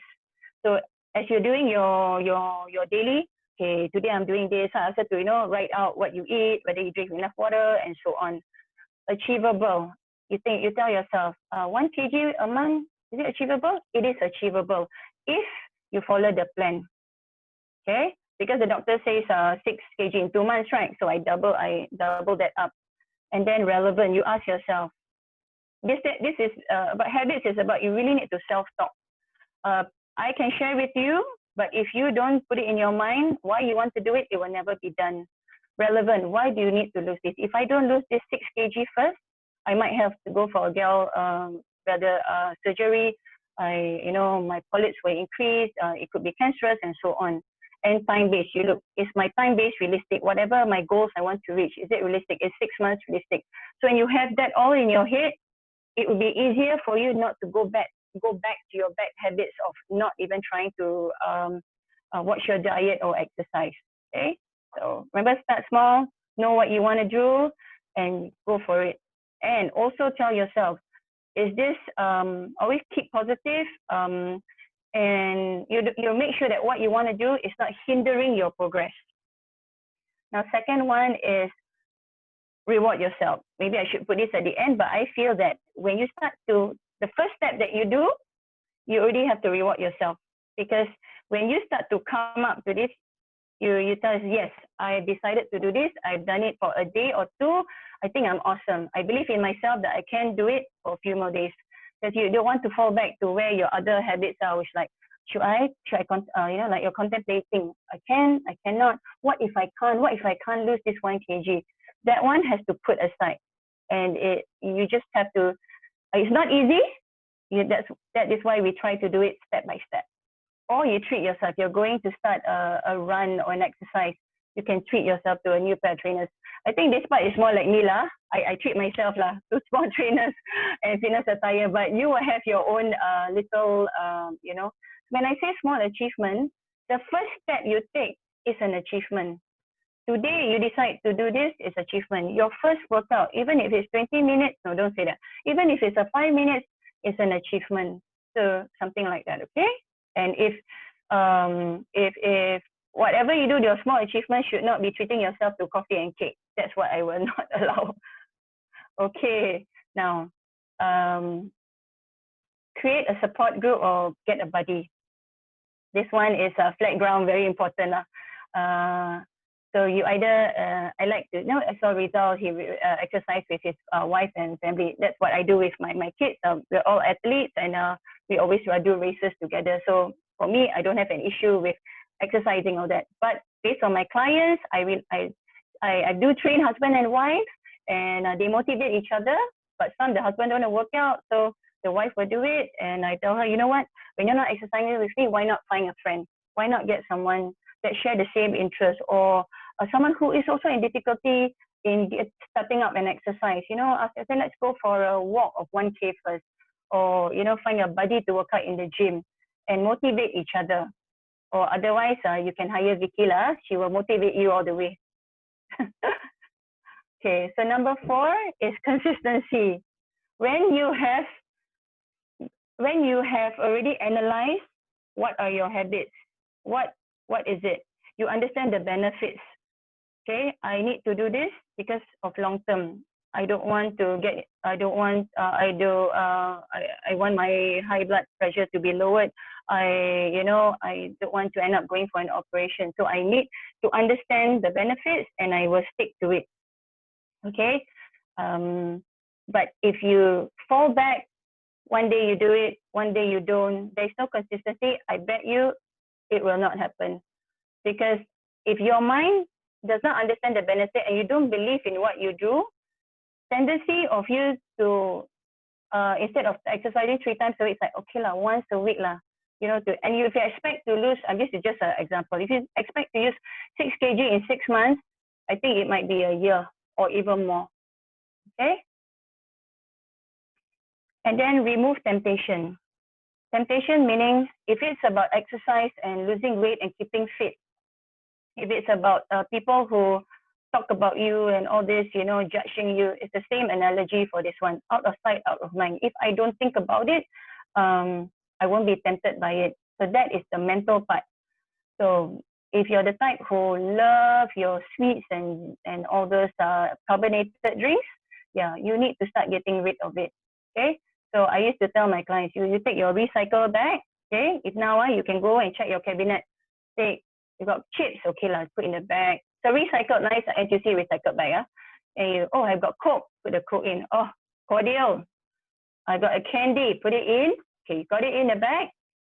You open the door, you look at your neighbor, upstairs, downstairs, which one you don't like, you just say lah, yeah, you give it to them. Okay, during this COVID, right, you never go shopping, right? Here, this is something, everybody seems to be giving gifts to each other, right? This circuit breaker. Now, send your junk food away to someone else lah. Okay, now, number 6. Once you've already analyzed what is your bad habits, or what the thing that, not really bad, what that you can't, you find it very difficult to stand up, to, you know, to just go out there for a walk or to start off an exercise. You understand what is it and the benefits. The benefits are actually very important. So why do you exercise? You exercise to adopt a healthy lifestyle. It improves your health, your reduce risk of developing several diseases like diabetes, high blood pressure, and cardiovascular disease. It's not only you reading of this, but you yourself must believe that if you don't do this, this might happen. Or some of you is like, but I'm on a trim side, you know. I don't think I need to start now. But what if it's in long term? If you're going to maintain a sedentary lifestyle, and we all know sedentary lifestyle does not lead to something good in the end. Maybe not now when you're younger. I mean, depends on the individual, but it could be, you know, in years to come. Because this is something that we will never know. Now, physical activity and exercise can have immediate and long-term health benefits, and we all know that. We put it in our head. Most importantly, we have to we have to have regular activity to improve your quality of life. So it's not just about losing the weight for your health benefits, but quality of life with your family, with your children. You don't want to feel miserable, and you don't want to feel down and sluggish. And I realized that the people that I train, once they adopt this healthy lifestyle, some of them may not even lost their weight yet. Okay, but when they start on this journey, they become physically confident, even though they don't look slimmer. But because, you know, we all know when we exercise, there's this endorphins, our happy pills. We become actually much better. We've got more oxygen coming into our system. You know, we get to release the carbon dioxide that gives us fatigue. Strangely, our confidence physically improve, and our and mentally. And we know right now, right? With all this, you know, staying at home, looking at all these 4 walls have actually caused a lot issues with a lot of people, and I've heard of many and some of my clients. As I said, like earlier on, I've managed to help some with my Zoom classes, but I know I can honestly say only 1/4 of all my group that I teach out there, only 1/4 has come up to my classes that I have 4 times a week. The other 3/4 give me excuses like, Zoom, I don't know how to do this, Zoom is so difficult, I'm not IT savvy, and you know, so and so forth. But last week, I managed to get a group of my seniors who aged between, I think I-FA, you saw that, right? Between 60 to 95.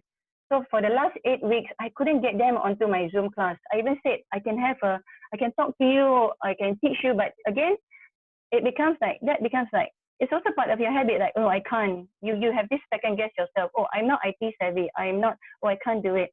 So finally, I decided to call all of them, all 22 of them. Hello, auntie, da. You know, all you need to do is download, or ask your daughter to download it.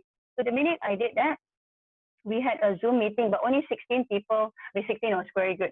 Out of 22, 16 people went on it. I assumed the others had some issues. But after when I talked to them and so on, I even, did some simple exercise with them. I said, so how, the pool is still going to close for another couple of months with maybe phase 3 then, because I teach aqua fitness, so, and, they decided to say, okay, we'll give it a try. So this is something they didn't do. And I told them about the benefits of the stretch and tone. I'm going to do a stretch and tone class, and they will try it out. So in time to come, I will know whether they will start doing it and it will be habitual for the next 3 weeks until the pool is open or until our fitness classes are open. Okay, so some people, they don't have the self-motivation to help themselves. So like for me, I can go out there and help some. So if you know someone that you can help based on these simple points that the instructors have talked about, please do, because it's quite how do I say, it's proven, and I've done it, and it's helped. Okay, and now lastly, do it for yourself. If you're thinking about starting on an exercise regime, you even simple thing, breakfast, back to meat. I'm not doing it for anybody. Not that I'm saying, hey, I eat breakfast, I eat this for breakfast. No, I'm doing it for myself because I understand that it's good for me. Why was I craving, I have a sweet tooth. Why was I always craving for a sweet cup of coffee? Or, I want to have like a cake in the daytime. Yeah, so the thing is, you must tell yourself why you want to do it. Before you want to think about, oh, because I have a husband or wife, or I want to make sure that I can play with my kids and all that. So this is why, yes, that will be second. The first thing, or let's say you smoke and you want to stop smoking, you have to do it for yourself. Not like someone say, oh, it's a secondhand smoking or something like that. But you tell yourself, I need to stop this because I don't want to cause so and so to myself. So if you don't believe it for yourself, then it's very hard for you to be consistent and maintain it, or even to do it for someone else. You might just do it for maybe a couple of weeks, couple of months, and you might relapse. So understand what you want to do, understand the benefits, and make sure you find the relevance for it for yourself before it for others. Like they say in the plane, right? Put the oxygen mask for yourself first before you put it for your kid. So the same with all that we have taught. If you help yourself first, then you can help other people. I'm a mom. Okay, I have 3 children. One of it is a special needs. People used to say I have been selfless. I have been selfless for so many years. I think only now that my eldest son, he's 22. I think 2 years ago when he reached like 20, he started to talk to me like, hey, mommy, please go and do it. We can take care of ourselves. Now please go out there. If you're joining a race, don't bring us to Spartan anymore. Please go with yourself, bring a friend or something. Don't think that you need to always, So it comes to a stage where I had to learn how to stop. Like everything is for my children, but as much as they told me to, okay, go and do it for me, maybe 90% is still be for them lah. Okay, this is a work in progress for myself, even as a fitness specialist. So every day it's a learning process for me. So I can understand the rest of you out there going through this lah. And yeah, thank you very much for your time. I hope that at least you can take one thing out of my 30 minutes or so. Thank you so much. If you have any questions, yeah, you can write down in the notes or share with Aifa. Let me unshare this. Okay, yeah. You can always give your reactions. Clap, clap, or thumbs up. Yeah. Yeah, and yes, I'm also a fast speaker. Fitness instructor lah. Okay, the hands up here. Yeah. I thought you didn't say in my ear, speak softly, speak slowly. So I was like, you did good. You did good. Awesome. Awesome. So Yeah. habit also, right, Alim? This is our habit. It's okay. Training already last week kan, the live session. Wow, so there is some similar points. If you guys actually realized, Mr. Rizal did mention some of the points, and it is being re-emphasized again by Vicky, and that goes to show that it's pretty important. So do take note, the notes, or take a pen and paper, write down all this information. Okay, and this is the time where we should really ask them as many questions, right? For us to actually be better. So Hilmi is taking out his pen and notebook. We can send our PowerPoint to you. Correct. Okay. So there's a question from Michelle to the speakers and sharers. So what is one suggestion that you can give for someone who is overweight to start now or immediately? Like after this webinar or tomorrow morning? Yeah, it's at the chat. If you actually see the Zoom group chat, there's a chat over there. Yeah. So she actually put the question there. So Mr. Rizal actually mentioned, okay, do an audit of what you eat daily. Yeah, I think that's pretty helpful so that we can know what are the calories that we take, what are the, maybe if we take a lot of snacks or what. And Ali mentioned, my advice is to just start a new routine on workout, as Vicky and Rizal mentioned. Start easy. And I think Ali mentioned, question to Vicky, I understand the importance of breakfast. So what is your opinion on intermittent fasting? Okay, who's the one who asked? I'm still looking. Alim. Alim. To everyone. Okay. Yeah, it's at the group chat. Okay. Okay. Yeah. So this is what I get all the time. And I will say this. I am an old school trainer. I will still listen to the first what my coach, my lecturer said to me when I was 18. Okay, moderation. Okay, if you eat in moderation, if you eat seriously, eat more for breakfast, middle for lunch, and lesser for dinner. Dinner meaning you eat your proteins, but take your carbs out. I do have clients who really insist on intermittent. Okay, I'm not going to say which is I'm full of. Okay, I say okay, you go ahead, you do it. I'm her personal trainer, but she also have other yoga trainers and whatever trainers that say go ahead. So I remember last year. Okay, I'm Muslim, so I'm fasting, right? So she is intermittent fasting, and here I working out like crazy. She said, Vicky, I'm doing my intermittent fasting. I got no energy. I said, I'm also fasting, but I've been fasting from just morning. You actually had something earlier, like your water and some snacks. So she really needed to lose. She said that, I know I trained with you for a while now, but this tummy fat cannot lose. So I said, yeah, but that's only a quick buck, like a quick fix, So after all her, I think 2 to 3 months, she lost 1 kg. Okay, and I told her, do you ever realize what you're losing? Water, muscle, or you're losing fat? Okay, we don't have a weighing machine that can tell us, but so this is what I tell my clients, like, I'm not the trainer that weighs you. You will take a picture of yourself, in with your sports gear, I mean like a bra top or something, and then 3 months later you show me that picture, pair it with your clothes. So for me is I do not encourage that because we are not nutritionists. We do not take assessment of our clients. Like, okay, can I talk about your life? Like, can you please share about your lifestyle? Do you have any prior heart disease or high blood or fatty liver? I mean, we don't know all that, right?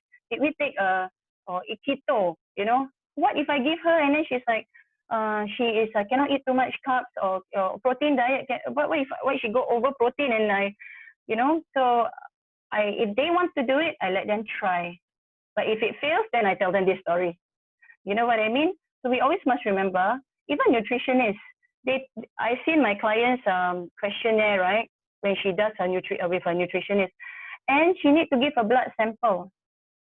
You know what I mean? But because of the internet, because of YouTube, if you can take a workout of the YouTube, of course you can use Google. And they will say all the good things about intermittent fasting, all the good things about keto. So this is something I would say individual, but this is something that I will not encourage with my own clients. I will tell them, but if they still wish to do it, they can go ahead. So a well-balanced meal, if you see under HPB, the plate, where they put the amount of rice, the amount of veggie, yes, I should have put that just now. But so that is like the best thing to do. Yeah. So that's my take on it lah. Hope that answers your question, Alim. Yeah, I think it's really nice yeah, to a bit see. long-winded again, but I can go on that. But right? I mean, Alim, Yeah. you also, yeah. And also It's hope that very answers serious Michelle. before we share such things with people lah. Yeah. At the end of the day, it's the sustainability. Yeah. Basically, Yeah, you correct. do something. It's all short term, right? We know, yeah, short term. Ken, thank you so much. Yeah. So and also to Michelle, hopefully that answers your question as well. This is really nice. I mean, all of us are in the industry coming together, sharing our perspectives, sharing our thoughts and all that. So that's and again like different experiences, right? And I mean that's really helpful and yeah, we should definitely continue doing this more often. Yeah. Okay. So we shall have a short bio break. Okay, just a quick drink, toilet break before we proceed with our finale. Okay. So all right. So I will see you guys in another 2 minutes. Is 2 minutes okay? A short 2 minutes toilet break. Okay. Can see you guys in 2 minutes.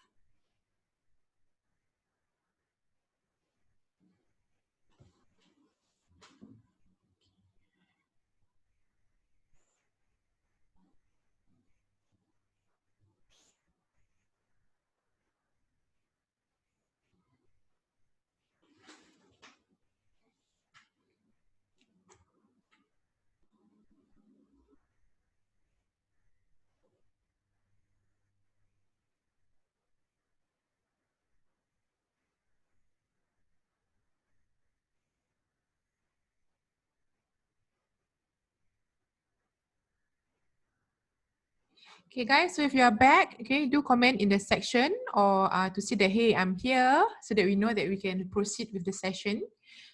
Okay, we have come to the last, the closing of this webinar, right, before we end the session. Okay, Mr. Hilmi Anwar, are you ready? You just got back from your reservist, eh?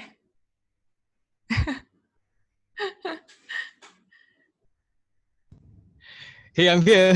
Yay! Okay, thank you. Assalamualaikum, everybody. Himi Salam. here. Thank you so much for being present and participating. Just now, the speakers were really awesome. You guys can hear me clearly, right?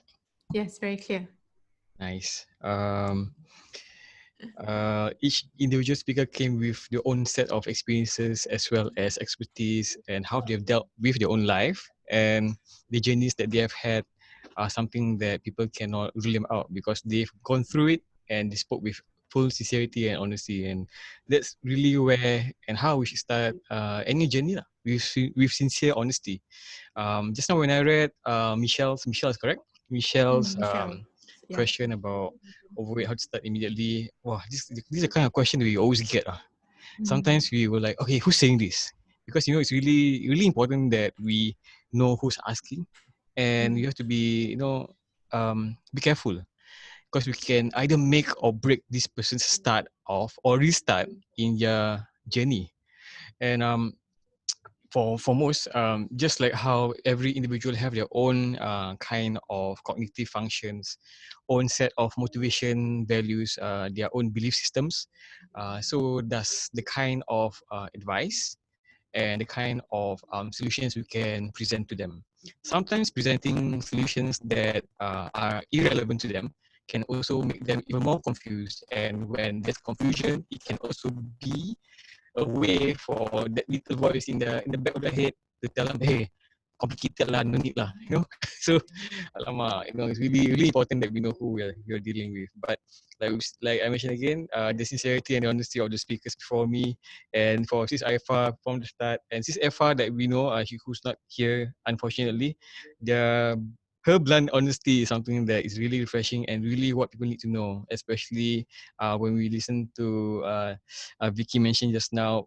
In her years, I believe that people talk to you because they get the truth, and they ask you because they get the truth, whether they like it or not. So I think this is where we have to always stand by with each other, telling them what they need to know, and also letting them know that it's not so easy. They have to take the steps that's meant for them, and like what Bro Ali mentioned, have to be accountable lah. And I think Bro Rizal as well talk about auditing themselves. So it's a self-check mechanism. Just now, the first part came rather late, but I really apologize. But what I could take away from it, especially one particular point Mr. Rizal mentioned, was goals can be dangerous. And you know what? It can either ruin people, it can really push people to the brink. And at the same time, when I say push people to the brink, it's either doing too much or making them quit altogether. Because hey, I've really gotten the weight that I want. So how? What's next? What is there for me? So when Mr. Rizal talked about this being not only just getting from one end to the other end, it's going about a way of life, being happy, having the balance, self-realization, and in many ways, he touched a lot on what would benefit any family member where we are happy and we're able to share happiness. Because when I saw the photos and videos, I'm like, this is life goals, man. You can bring your family out active, even when you can't bring them out, you can bring them somewhere at home doing push-ups. Where you going? Going for a workout. Where? No, on the floor. I saw him doing push-ups, and his was daughter or son just now. I think daughter. Yeah. So I Yeah, was like, daughter. that's like in my heart. I was like, oh man, he got his own princess alongside him in the journey, and that's really awesome. And it started with him, with himself doing it. And imagine the kind of impact he would have on her. And as she grows up, she will see, it's actually much simpler than that. So it's a way of life. And then when I saw Mr. Alim's sharing just now, or rather when I listened to it, he talked about um, people forgetting what you've done. Even we forget what we've done, what we've posted, and that's really, really true. I mean, people, we can do a lot of good deeds. You can do a lot of favors for people, but then they forget. Like maybe you lend someone money and then they forget that kind of thing. But then like some of our friends who always say, people will forget what you've done for them, but they won't forget how you make them feel. So it's really awesome when we can make them feel connected or make them feel good. And this is, I think this is one of the main reasons why people always reach out to the people they feel safe with, whether these people are helpful or not, but because they are approachable. So that's really important. And when Bro Ali mentioned about how he got bullied and everything, I can truly understand, because I think for him, I'm on the other side of the spectrum where I was rather light, and I mean both health issues as well. Um, had chronic um, illnesses. I think we don't have to elaborate too much over here. My weight was on the lighter. I'm about 78 kg now, 1.68 1.68 meters. Um, and back then I was like 51 kg. I look much more emaciated. I would look, you can see all the bones and everything.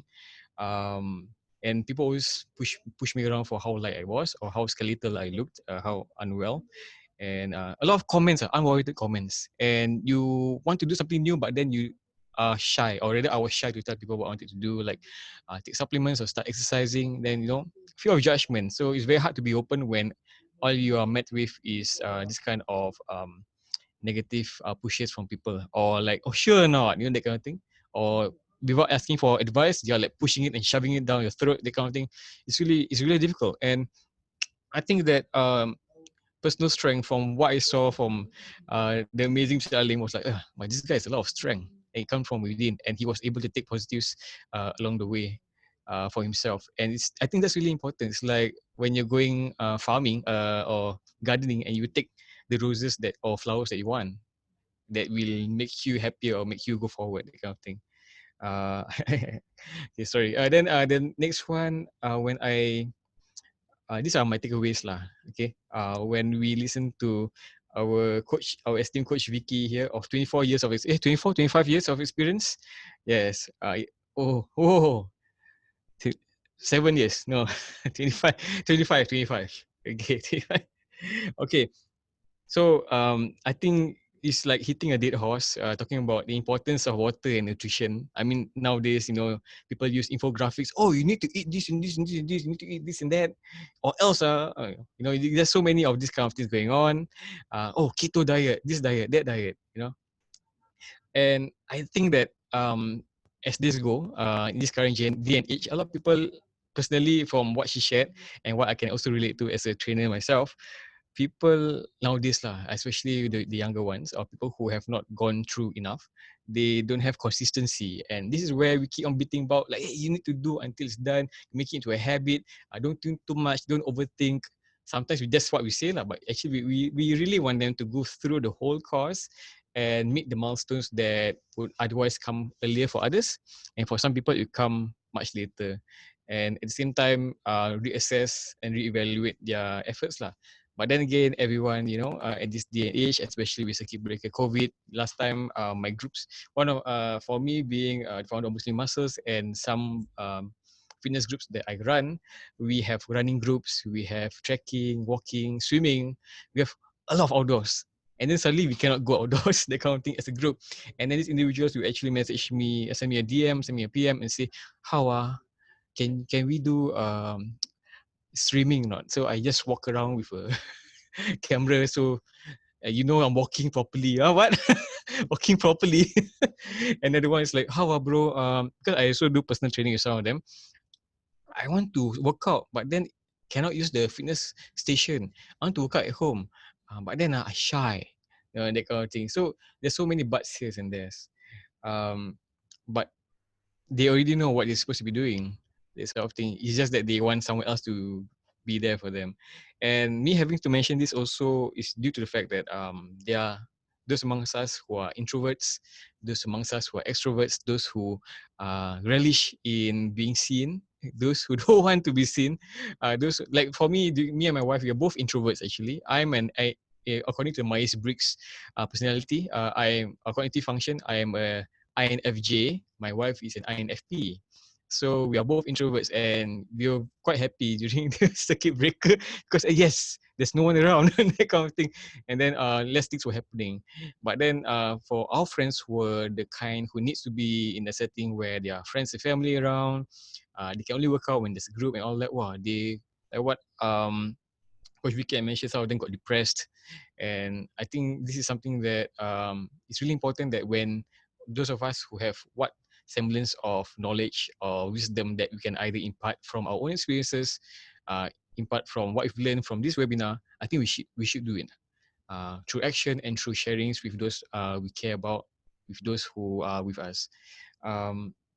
So one of the things that before I proceed further, because my segment is really about sci-fi, my segment is about finding balance in your life. I think it's about one thing I learned is when we can acknowledge our own strengths, that strength can actually be a weakness.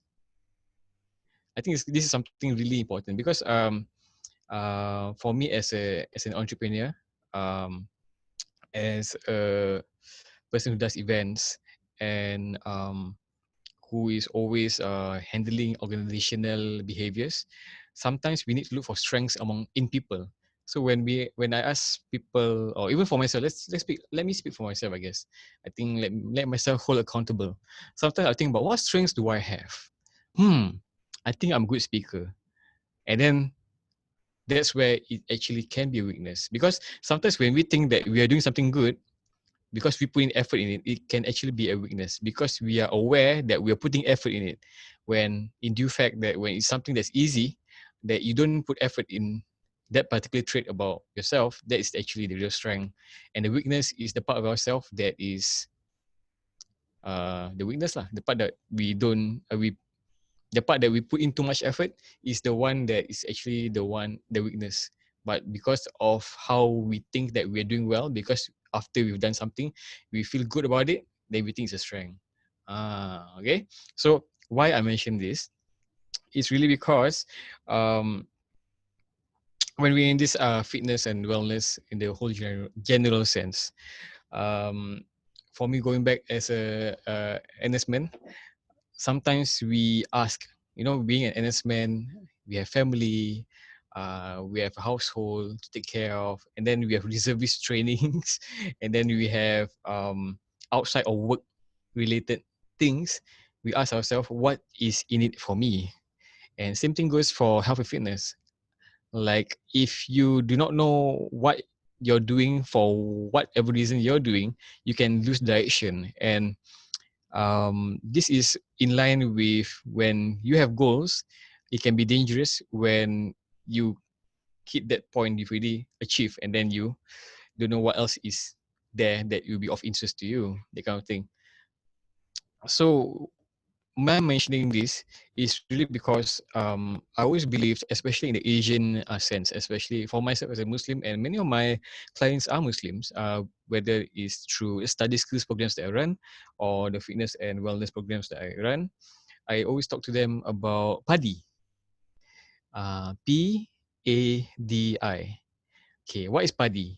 PADI, not the PADI fuels, the rice, all that lah. Okay, it's more to progress, knowing where we are going. That's where self audit is really important. Awareness, where we are not only aware about how we are doing, but also how people perceive us. Just being aware. Okay. The next one would be direction. Are we going south to where we were, or are we going north or going upwards? And then lastly would be the intention. What's the intention behind everything that we're doing? Towards going to the gym, towards learning how to pick up new skill like skating, towards swimming, and then the awareness, like some of us, we post photos on Instagram. Oh, alamak, my mother's friend's daughter, who is also my colleague, is liking my photo. That kind of thing. So you want to be aware. So in line with myself as a Muslim, I have what we call yakin, where there's a checklist to doing whatever we want to do. It's a self-conviction checklist that we have where because sometimes we want to do something, we have too many questions or we end up not doing. So this checklist can help us push us further of self-conviction, with self-conviction. Um, the first one will be getting knowledge on something. Maybe the individual isn't very sure about fasting. So we find out, okay, what is fasting? Oh, before sunrise, then after sunset, or is it an 18-hour thing, a 6-hour thing, like intermittent fasting? So they really find out as much they can. So that's the next first checklist. Tick. Okay, now I found out one part of the yakin process, yakin or the conviction process. The next one, finding examples, finding people who have done or gone through the fasting, gone through the process of being a Spartan, gone through the process of being a trainer, going through the process of wherever that we want to be as well. So we see a real life example. So that's another checklist. And then the third one will be finding a mentor or finding someone who you can refer to who is of that position in either life or in the journey, who can tell the individual um, from their own personal experiences how it has helped them to maybe plan their days ahead or talk about nutrition. Having breakfast is so important. For myself, it's really important for me to, when I work out, I don't have breakfast. I have to train fasted, and then I eat after my workout lah. Because normally people like myself, I think me and my wife, we always get bloated and then we lose motivation. It's probably a mental thing for myself. So these are the small things, that are small quirks that we can ask from individuals, so we can also self-reflect. Am I also like that? So that's why lah, we can ask. That's why asking a trainer is really important, and a trainer who is also training is really really something that is invaluable. And the last one, for myself personally, as a Muslim, is whether what thing I'm learning about is going to be beneficial and lead me towards more opportunities. Like when we learn a new skill, is it going to help me with my life? Am I going to be able to run better? Like for example, there are some individuals who are really heavy under our program, sorry, and the person cannot run because of joint injuries. So the individual actually started to what you call take up swimming lessons because the person couldn't swim. So with swimming lessons, learn to swim, and then as the weights go down, the pounds and kilograms go off, then start jogging lah, and start jogging, and then can go skating lah. Then after that, alamak, I see that lady trainer running up the staircase. Then take up more and more and more, open up and level up some more. But for me as an individual Muslim, personally, I look at whether Allah will be rida, will accept what I'm doing. Because sometimes what we learn about something, will it make us closer to becoming a good person? Will it make us like for myself as a head of family, am I going to discharge my responsibilities better? Am I, as a head of a company, am I going to be more present? And then like what I think all of us here would believe or would actually recommend, working out can really reduce stress. And now more than ever, people are stressed. So working out can probably improve societal problems that we are currently facing due to circuit breaker and due to people not being able to reach out to individuals, people not getting the help they need. So exercise can actually be a self-help. So going back to the deeper meaning of working out and exercising and getting on the path or whatever effort that we're doing. So why mention all of this? When we look at balance in life, um, it's something that is never constant. I think the saying goes lah, change is constant lah. I think it's very cliche, but now more than ever, I think everyone knows that whenever things are going well in Singapore, I think for those I'm still young lah. I know those who are much more experienced here, they will know that good things don't last forever. Even the economy, something is bound to happen. So don't take things for granted. So when we look at life being something that we try to balance out, um,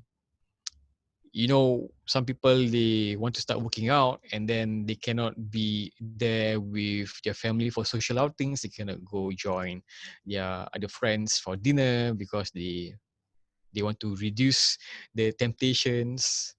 They cannot, or they don't want to participate in this and that. And then some people are going to say, hey, your exercises, your new life is pulling you away from everything else. Okay, fine. And then there's some things where we need to have a, like some people would say, soul detox. Like they actually start deleting people from the friend list who probably are not helping. They suddenly have a need to find birds of a feather. Those who only friends who go for runs. So some people, they have a need to do this. So they become like what some of the older generation call senget. You go one corner only. And then, life is short and long at the same time. There'll be a time when, like all of us growing up, maybe when we are young, we could be delinquents. And then when we are full grown adults, maybe in the 20s to 30s or even the 40s, you could be you could be an ustaz or a preacher. That kind of thing. It happens. So redemption is always there for anyone who's really sincere. And whatever we do in life, it's really important that we remain sincere and honest. And the thing about sincerity and honesty is really about, like what I mentioned lah, like you be true to yourself. Some people, they go to the gym because they want to pose. I mean, that's what they want to do lah. They want to do lah. Like for ourselves, we want to start. We want to, like, people like myself. People, friends and family think that I'm so healthy, so fit lah. That's why you do all this. Individuals like myself, the reason why I do what I do is so that I don't fall off the track. Like what was mentioned just now, having a support system. So every day I'm met with stories on how to work out, how to remain motivated, what to eat.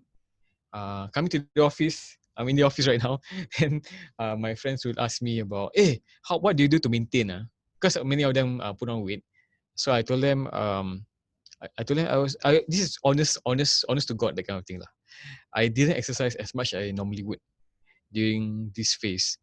However, like balance, I take care of my food lah, because you cannot exercise so much. And then sometimes I have to be very honest as well with them that as a business owner, things really took a turn for the ultimate worst. So I told them I was sad. Then some of my clients, personal training clients, will ask, sad everything okay or not? And I said, no, everything's not okay, but I want it to be. So the truth is, things are not okay, or we're not okay, but I want it to be. And that's the thing. Some of our clients, they are really in very bad shape. Not only being weight wise, like they have injuries, they have rheumatoid arthritis, they have those kind of things. And then people ask, are you okay? No, everything okay, I'm fine. Just okay lah, can. They don't want to be open about it, especially with the people who really want to help. And especially when they are the ones talking and asking for help. And then we ask them, okay, so is there anything you want to share? Oh, no, I'm asking for a friend. So you really have to step up when you want to really go to the next step towards your own personal development and towards your own finding your inner inner balance lah. Because why I talk about progress and balance in the same thing? Because the thing is, it's really about when you commit to life, you put all balls in, you go all the way out, you go forward, you learn, you get experiences, you be with people. If you pull out from people that you don't wish to be with, but at the same time you find within yourself what makes you happy, and find within yourself what makes you a good human being. And the thing about fitness, it's normally people will take it as a physicality, but not only that. In Singapore's context, when we talk about fitness, it's also about mental capacity as well. And there's been studies that shown that individuals who are physically active are also, for the most part, mentally active as well. Like for my parents, I'd make them go for walks, make my dad do pull-ups even though he's 70. Alhamdulillah, he can still do pull-ups. Make them go for treks above 10 kilometers. Make them take care of go for medical checkup to see whether their pancreas are working well and all that sort of thing.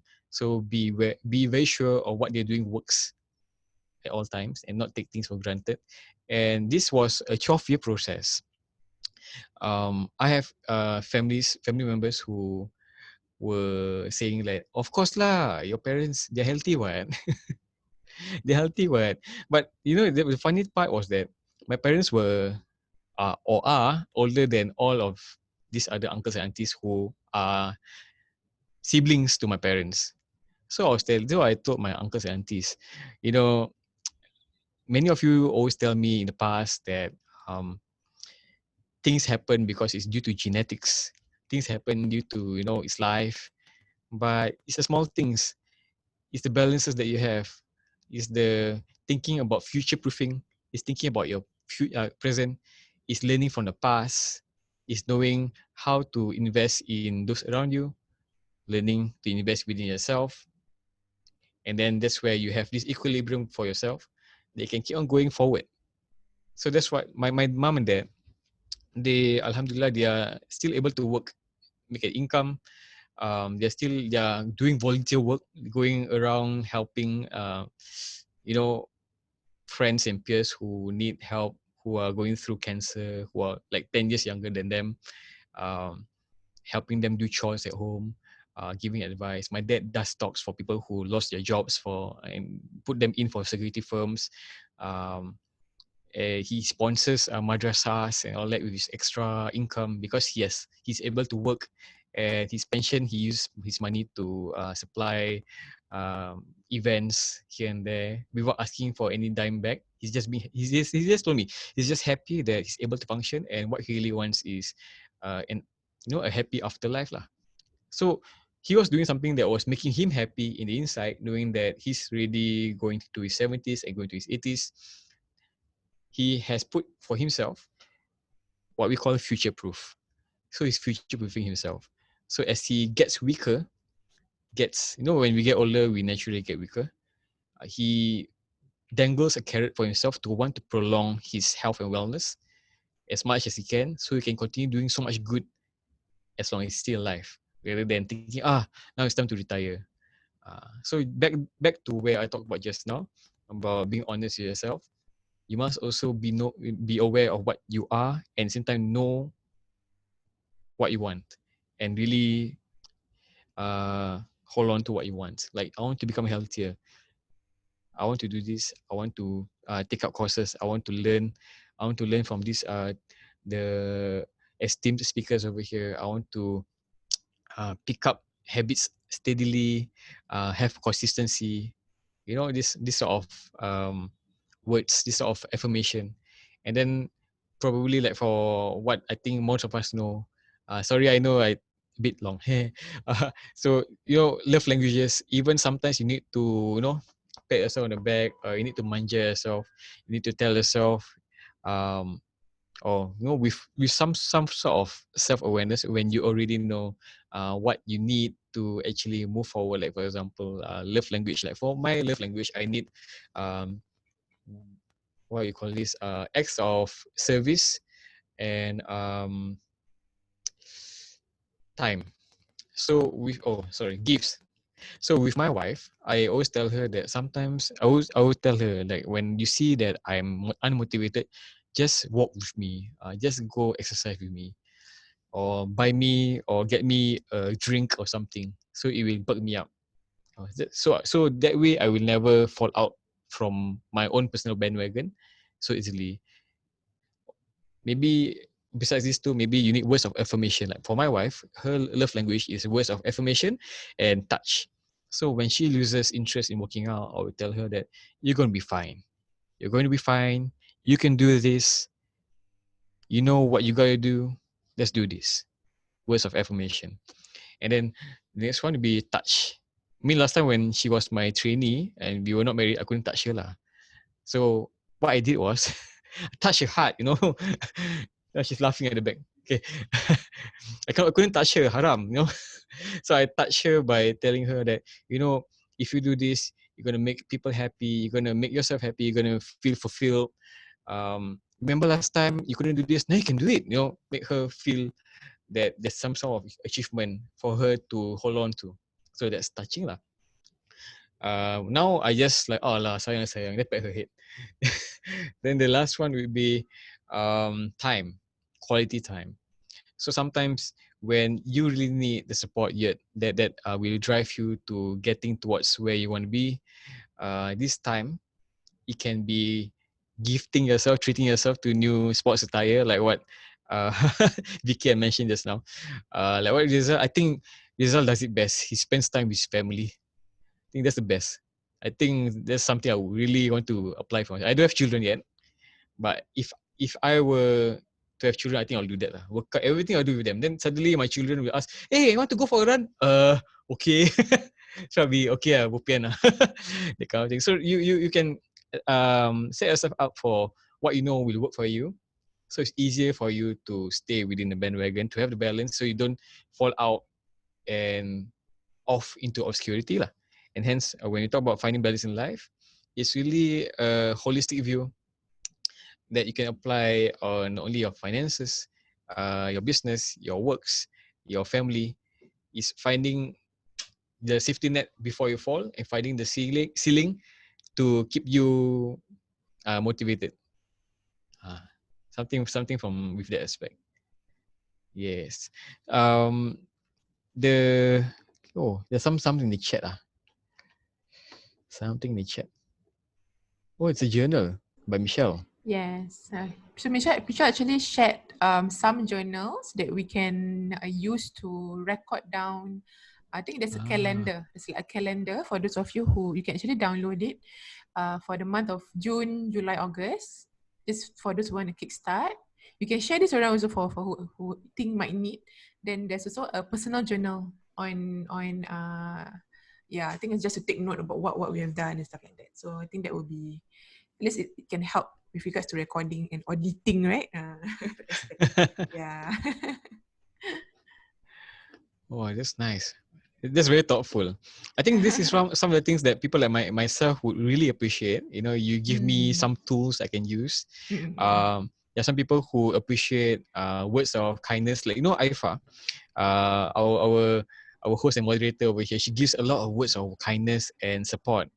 You know, so we have to find what really works for people and what we are strong at lah.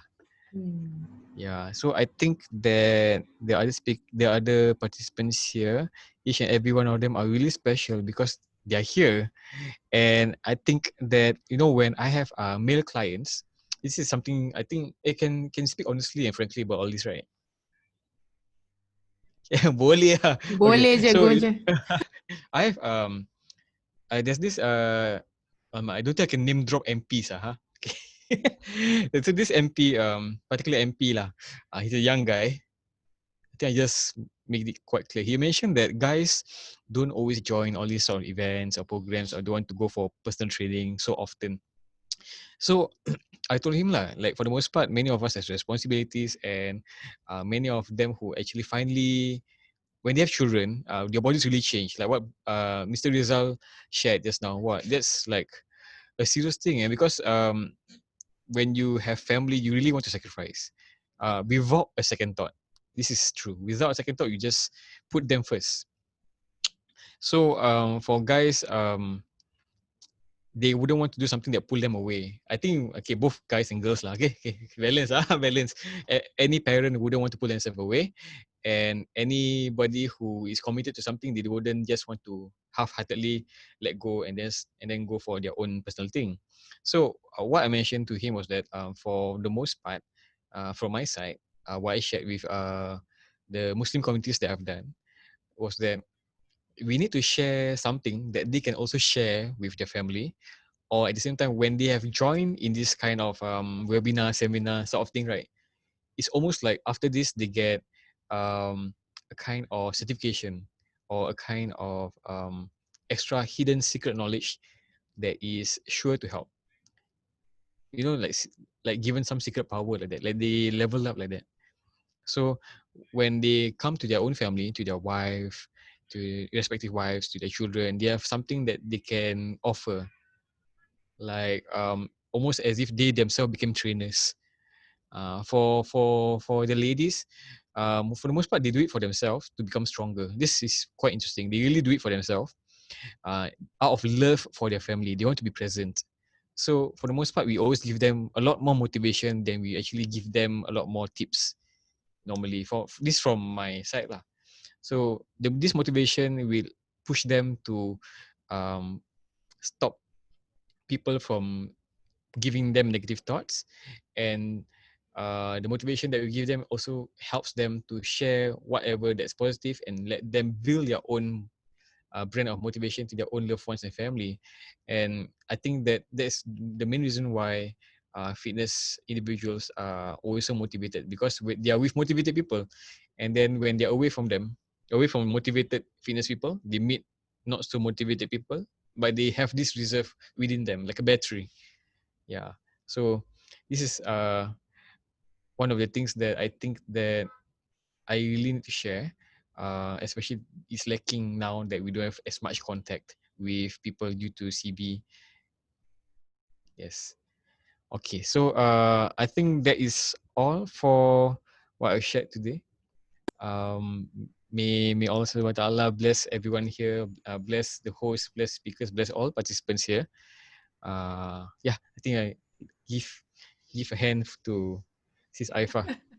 And thank you so much, Hilmi, for the closing. I think that's a beautiful takeaways that you took note and managed to do a very nice closure for the webinar session. Okay, so we are so for Grundy, we are going to have our very last Facebook Live tomorrow. And Hilmi will be one of my guests for tomorrow's Facebook Live. You can just check out the Facebook page, Grundy Wellness Network. Okay, we're going to talk about the outdoor learning journey towards physical health. Okay, and hopefully today's session has been beneficial for all of you, and I would really want to thank all of you for being here with us this afternoon. Okay, and it's our first one, so we would like to apologize if there's any hiccups or you know, like I was telling my initiators like despite the numbers that's going to be here today, I will still proceed because I will still conduct something even though it's one PAX. So it's all about that knowledge. I mean, yeah, again, you want to make that change, right? So mindset has always been a very challenging thing to do, especially in our community. Yeah, however, this is definitely the first step for us. And thank you very much, guys, for being part of this milestone. I really appreciate it a lot. Yeah. Thank you so much. Okay. So before that, yeah, do download the notes that Michelle has shared. Okay. So okay, I'm just gonna take a quick group photo lah. Okay, like if you guys want to share your video, you can share. If not, then it's okay. All right. Just a quick photo for us before we end the session today. Okay. All right. Michelle, you want to show yourself? Yay. Okay, and the rest you want to join, you can join, okay? 1, 2, 3. Okay. Okay, thank you very much, everybody. All right, thank you very much for joining us today. And thank you so much, speakers, for being with us today. Thank you, E.M.B.R.A.C.E and Michelle, for being part of my technical support. Thanks, Aifa, for having us. Thanks, Aifa. Thanks so much. Anything guys you want to share before we stop the webinar? Yeah, Alim, you mentioned something? Yeah. Sorry?